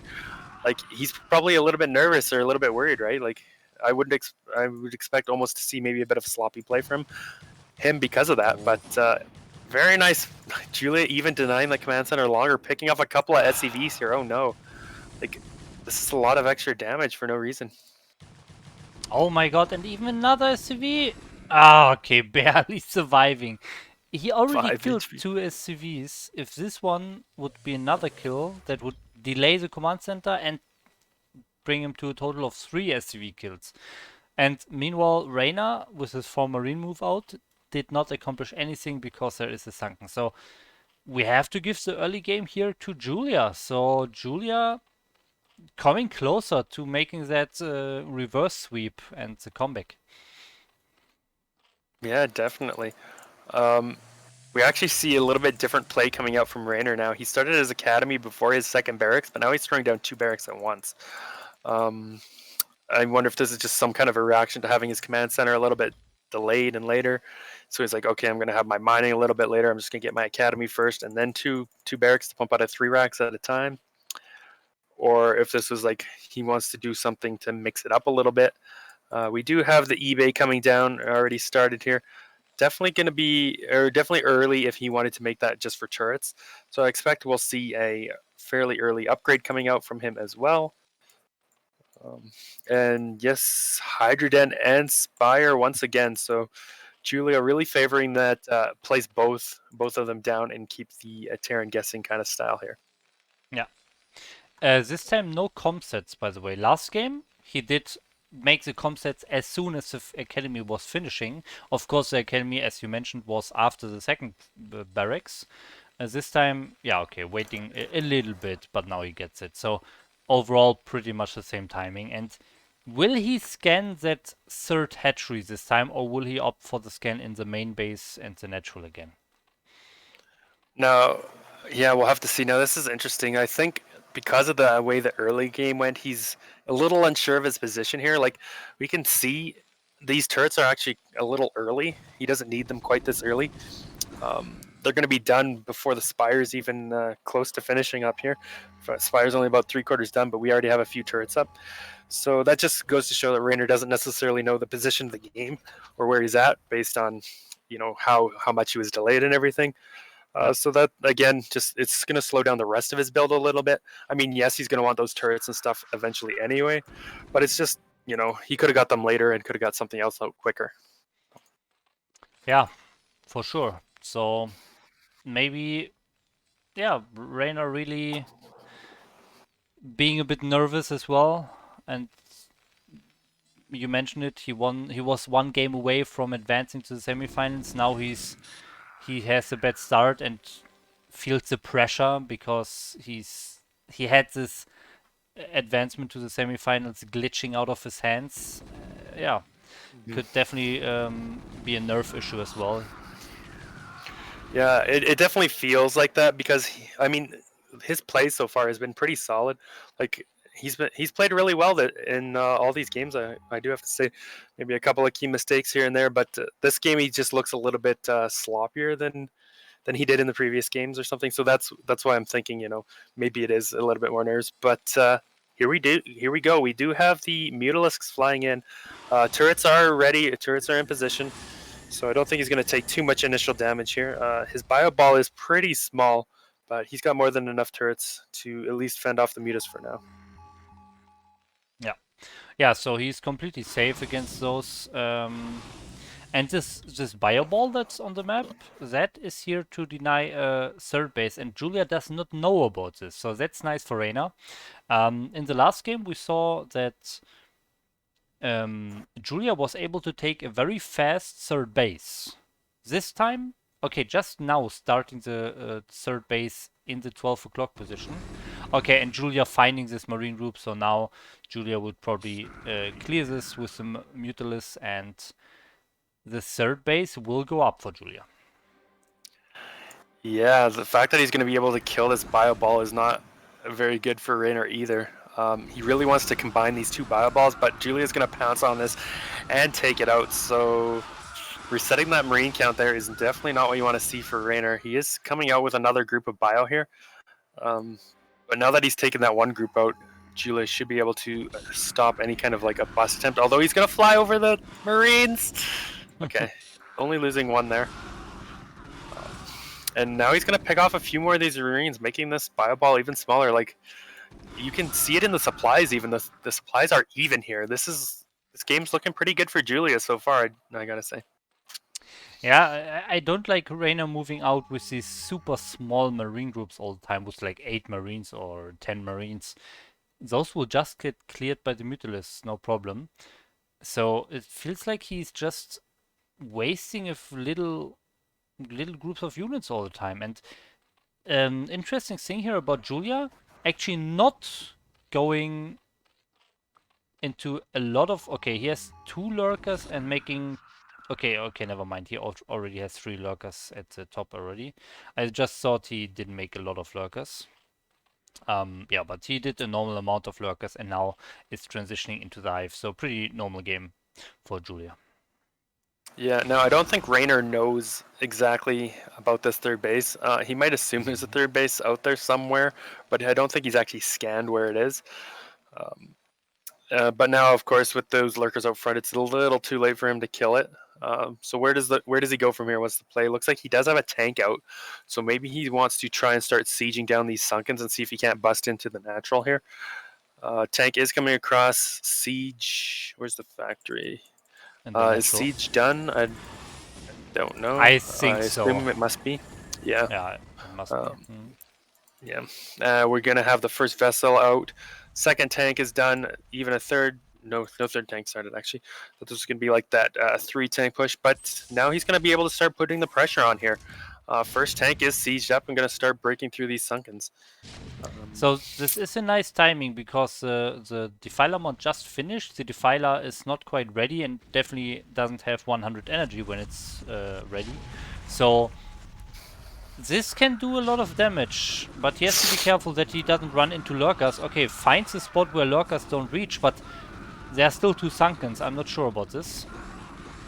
Yeah, I actually don't mind it. It's helping him break through these sunkens faster. He knows he's got a window here, but it's also a limited window. It's only until he can get defilers out now. Maybe Raynor can bust through here. He kills all the sunkens. There's only 2 or 3. There's a few lurkers here, 3 lurkers here. He also scouted the 12 o'clock base, so he might be able to send something up there to kill it. But Julia is looking for a bio ball heading that way, flying his Mutalisks up there to intercept it. This is looking dangerous. Okay, a couple defilers pop out, but consume is not quite done yet. So there's still a time here for Raynor. Maybe he can do something. Julia's, you can just tell he's like standing there spamming. Come on, consume. Wanting to consume those links so he can get that swarm up. Consume is finished, so will he get the links consumed? There it is. Dark Swarm should be able to go up, and he is going to be able to protect his natural for now. Ah, that was pretty close. Gets a tank as well, but yeah, with the Dark Swarm, I think he's totally safe here. Irradiate will come on the one of the Defilers, but there's 3 Defilers, so there's no way that Julia will die to this anytime soon. Yep. Now we do have another group of bio out on the map. Let's see where it goes. It looks like he's going to try and go and press this top base. There are a couple of lurkers here. There is the Nidus Canal done. So if Julia does see this bio group go up there, he can definitely shoot a Defiler through that Nidus Canal and get a swarm up really quickly to defend. But we have 8 Guardians now attacking the natural of Raynor here, and I don't see any defense for this. There are no Wraiths this time. Both of the vessels are very far outside and have no mana, no energy. So yeah, there's just nothing Raynor can do here. I think this is doing so much damage, and meanwhile the third base of Julia is also very secure. So Raynor really starting to lose this game here. Yeah, one of those Guardians did go down to the bunker, but there's still 7 here alive. A couple of vessels are flying in, but only one has a Irradiate. I'd like to see that Irradiate go down. See if he can't catch a couple of those Guardians maybe, but yeah, like you said, he can't even, his starport being at the natural, he's not even going to be able to make a lot of Wraiths before the Guardians could even pick that off or stop it from them from coming out, or any additional vessels for that matter. 180 does go down. Looks like he's going to be able to kill at least that Guardian. Get some damage done on the others, but yeah, I don't know if he has enough to really stop this. He's not bringing any of his bio back from either position. He just wants to keep the contain up and going. It looks like there was a drop or something at 12 o'clock that I missed. I don't know. Yeah, Something pretty died there for much Zerg. no damage done, pretty much. So there was a Okay. drop, yeah, but Nidus was there. Some units, some lurkers and links defended it. All good. Yeah, well, this is looking really, really good for Julia now. I mean, Terran can still kind of produce off one base for a little bit, but he is getting a little low. He's even building a third command center. Oh, okay. He does kill a couple of those Guardians. 2 of them are extremely low, too. Yeah, but if we look at the lurk account, the lurk account, the work account, our third player here is pretty far ahead, and another nice plague and more units dying for Raynor. And oh, I thought this lag is just the game end here. I definitely could see Raynor tapping out here because I mean he really does not have nothing left. His main base is almost outmined. He can't mine from his natural. All his units are dying. Yeah. Now, at the same point, he doesn't necessarily want to give up just yet, knowing that this is Game 5. This is his tournament life on the line. So I don't blame him for, keep fighting it out. Like, if I knew my tournament life was on the line in the last game or something, I would fight to the bitter end, right? Like, I don't know. If this was a practice game, yeah, sure, maybe, but being a tournament game, you really don't want to lose this one. Now, can he fight back? Maybe, probably not. Like we can see here from our side, Zerg is ahead in supply, ahead in workers. He did clean up those Guardians, so he's going to be able to start mining from his natural. Looks like he canceled the command. Oh, no, there it is. Okay, command center is flying to that high ground base. So if he can get that third base up and established and running, that would be good. But hold on, we do have another big plague on most of the bio here outside on his natural. So Julia's probably going to be able to clean this out and then really get out on the map himself while also taking a fourth base. Yeah. Julia really being very active with those defilers all the time. We saw it in the Polypoid game already, now we see it here again. There was a plague at the top, there was a plague here. Always very active looking for damage when Raynor is not looking, so... Yeah, now this dropship is also probably going to die, and... I mean, what does Raynor have left? He has this third base here, but this is just such a little group of units guarding the third base. One Dark Swarm, and Julia can just overwhelm this base completely. Another plague on the bio ball, and he has scouted the third base now with the Overlord and the Ling getting up there. I think the tank gave away the position in the first place, but he was going to scout it anyway. Now Julia knows that this base is here. He can probably do something about it. Looks like he's sending over a group of units. All these plagued Marines are so weak right now. All the medics have lost all their energy trying to heal them up. Dark Swarm going down, so this is looking very grim here for Raynor. I don't know if he's going to be able to stop this. He is pushing across the map now with another group of bio. Maybe he can take out this fourth base from Julia, which would be nice, denying that fourth gas if he can get that done. But he's probably going to lose his third base potentially here as well. Yeah, and with this third base going down for Raynor, I don't see what he can do. He's also not denying this fourth base for Julia. There are lurkers in position, there are defilers in position, there are spores making. And this is just like a small group. Yeah. Oh, was there a SCV transfer? Yeah, all the SCVs died. He lifted up the command center to try and save the SCVs, but they all died to the lurkers under the swarm there. Mm-hmm. Oh, vessels are going down maybe to the spore colony. Even getting plagued. A couple of Hydras here going to try and pick those off. Almost just not quite getting that one. It just feels like Raynor's kind of falling apart here. Julia's really starting to get control of the map. He's not going to lose any of his bases. He did deny a base there of Raynor. Raynor is trying to take that mineral only, but I don't know if it's going to be a huge plague on that bio army as well. Oh my god, yeah. Now the Hydras can just kill it. Let's see. Yeah, just going to zap all that medic energy. Scans going down. I mean, Raynor's trying his best to get this base back, but I don't think he's going to be able to do it. Maybe he can secure the base, but he's in such a bad position. Julia's up like 50 supply here. The true power of Zerg, and what can he do? I don't think he can do anything at this point. There's no Ultralisk cavern so far. At least okay, never mind. I just missed it.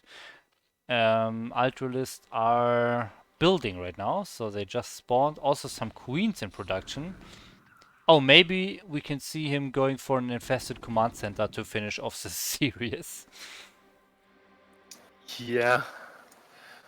Because there's not really a lot of tanks for broodlings. I mean, maybe he could go for ensnare, but I think I'm with you. He probably wants to go for maybe an infested command center if he's making some queens somewhere. Where are they? Okay, they are here at the top. Okay, there. Yeah, let's see if he does anything with them. He's just so far ahead though. 60 supply up for Zerg. Like the supplies could be reversed, and you might be saying, "Oh, this is probably a pretty even game," or it could be good, could go either way. But Zerg being ahead 60 plus supply, you got to say like he's in such a great position. Yeah, for sure. Okay, there's a little drop heading towards the main base of Raynor, and Here he goes. Command center. Oh! He's going for it. He No! lands it before the Scourge can hit. So close. He still might. Oh, GG. okay, he's gonna GG out. Okay. Realizing that Julia was going for the infested command center at the end, he knows his time is over. He knows he's done. He GG's out. Julia advances as our second player into the round of 4, trying to style on Raynor there at the end. Not being able to quite pull it off, but still pulls off the victory. The reverse sweep, so very nicely played by both of our players. Yes. Yeah. That's definitely true. Nothing to add there. Very nice games, and also nice that we have that we had a best of 5 going to the 5th game here. After that first match finishing 3-1 with rather quick games. I guess it was quite average. Yeah. Okay. It felt. Yeah, go ahead. Oh, I was just gonna say, it felt like in that series, Raynor was better at the early game plays. Like he won his games quicker, but the games that went to late game were the games that Julia was able to take. So if Julia was able to take it to late game, it seemed like he was destined to win the games. Kind of how that series went. So, well, Congratulations to both Julia and Ptak. I believe that means they will be facing off against each other in the first semifinal match as well. Yes, let's take a look at that bracket together. So here we have it. This is the bracket of the BSL 11 Gosuleague, and the scores are not entered here yet, but we have just seen Ptak defeating DarK 3-1, so Ptak advances to the semifinals here at the top spot, and Julia just defeating Raynor 3-2, so he will meet Ptak in this he will join the second spot of the semifinals and meet Ptak. So we have a ZVZ here in the first match of the semifinals, and on the other half of the bracket we have another TVZ and another PVZ. So more of the same matchups that we saw today are coming on Thursday in 2 days on Revolution Veer's channel.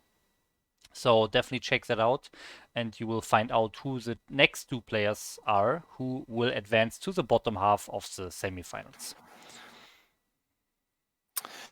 Yeah, that's right. Hopefully not the 2 Zergs, though I do think Jaeyoon probably race picks PVZ. But still, should be some very exciting matches. Yeah, it should still be some very exciting matches, some very good matches. You definitely don't want to miss those. And then moving forward, I do think for next week, I don't know if the details have fully been worked out, but there may be a triple cast for the semifinals and finals with the 2 of us and Revolution Rev or Veer Rev, I believe. Nothing I think has been confirmed yet, but there might be some kind of a triple cast for semifinals and finals for those of you who have been following the Gosuleague and are looking forward to that. Yeah, that is happening on this Saturday actually. So not as usual next Tuesday or so. This is all happening this week. So now on Tuesday, today is Tuesday, we have seen the first two matches of the round of 8. On Thursday, you see the other two matches of the round of 8. And then on Saturday, you will see all of the rest until we have the winner of the Gosuleague.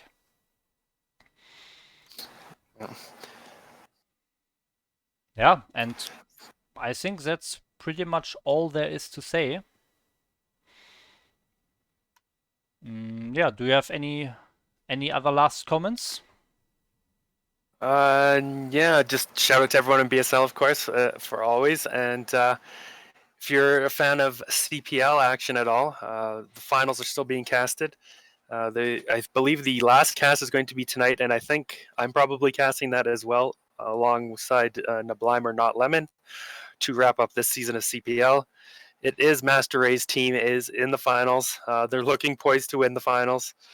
So what is that? 4 seasons in a row, 3 seasons in a row, something like that. That his team has won. Third, yeah. Third in a row, yeah. If they take it down, I'm not entirely sure what the score is, but yeah, that will be casted later today on the CPL channel, Coach People League channel, by myself and Not Lemon. I think we're looking to start probably around 7:30 or 8 p.m. Eastern time. So if you want to check that out, definitely give us a follow or definitely head on over there and check out the finals. Should be a lot of fun.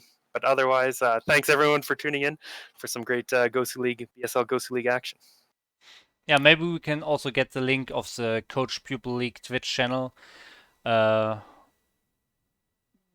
the final is casted, in the chat here, so you can just click it and follow.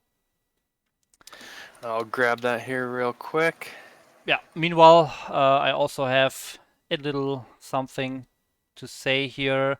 I'm now posting a playlist in the chat where you can see my BSL 11 Hasu League game. So it sadly looks like the Hasu League of the BSL 11 will not be casted. So far, there are no casters available to cast those games. It was planned that they get casted, but so far they have not. And I mean, all the BSL 11 tournaments are almost over, so I'm not sure if it will actually happen. So in that playlist I linked in the chat, you can see at least my games, my journey from my first person perspective through the BSL 11 Hasu League. So you can see how I approach playing in a tournament, how my emotions are during those games. I live recorded all of my games, so I recorded them as they happen, and you can find all of those things in that playlist that I linked in the chat. Yeah, I still think they're trying to get those casted. Maybe hold your breath a little bit longer, but we'll see.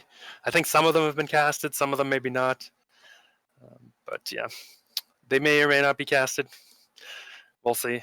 At least the later rounds, I think, will be casted. But like as you mentioned, BSL 12 has already started up. So if you do want to play in BSL, you can already go up to Bombastic Star League, sign up, start playing ladder, get those points, see if you can make it into Gosuleague, Hasu League, Pro League yourself, or just play in Chobo League. And yeah, lots of plenty of action, StarCraft action going on around the scene. So yes. Yeah, I think enough advertisement, and I think we are done. We will wrap up the stream here. We saw some awesome matches, so tune in again on Thursday on VS channel or on Saturday on the channel that Veer will announce on his stream on Thursday, I guess. We'll see. Maybe it's this channel. I think the chances are not super low that it's this channel, but we'll see. Yeah, we'll have more details later on in the week, I'm sure. Yeah. But either way. Okay, so thank you guys for watching. Thanks for giving your thoughts and opinions in the chat. Was a lot of fun, and I hope we see you next time. And until then, bye bye. Bye now.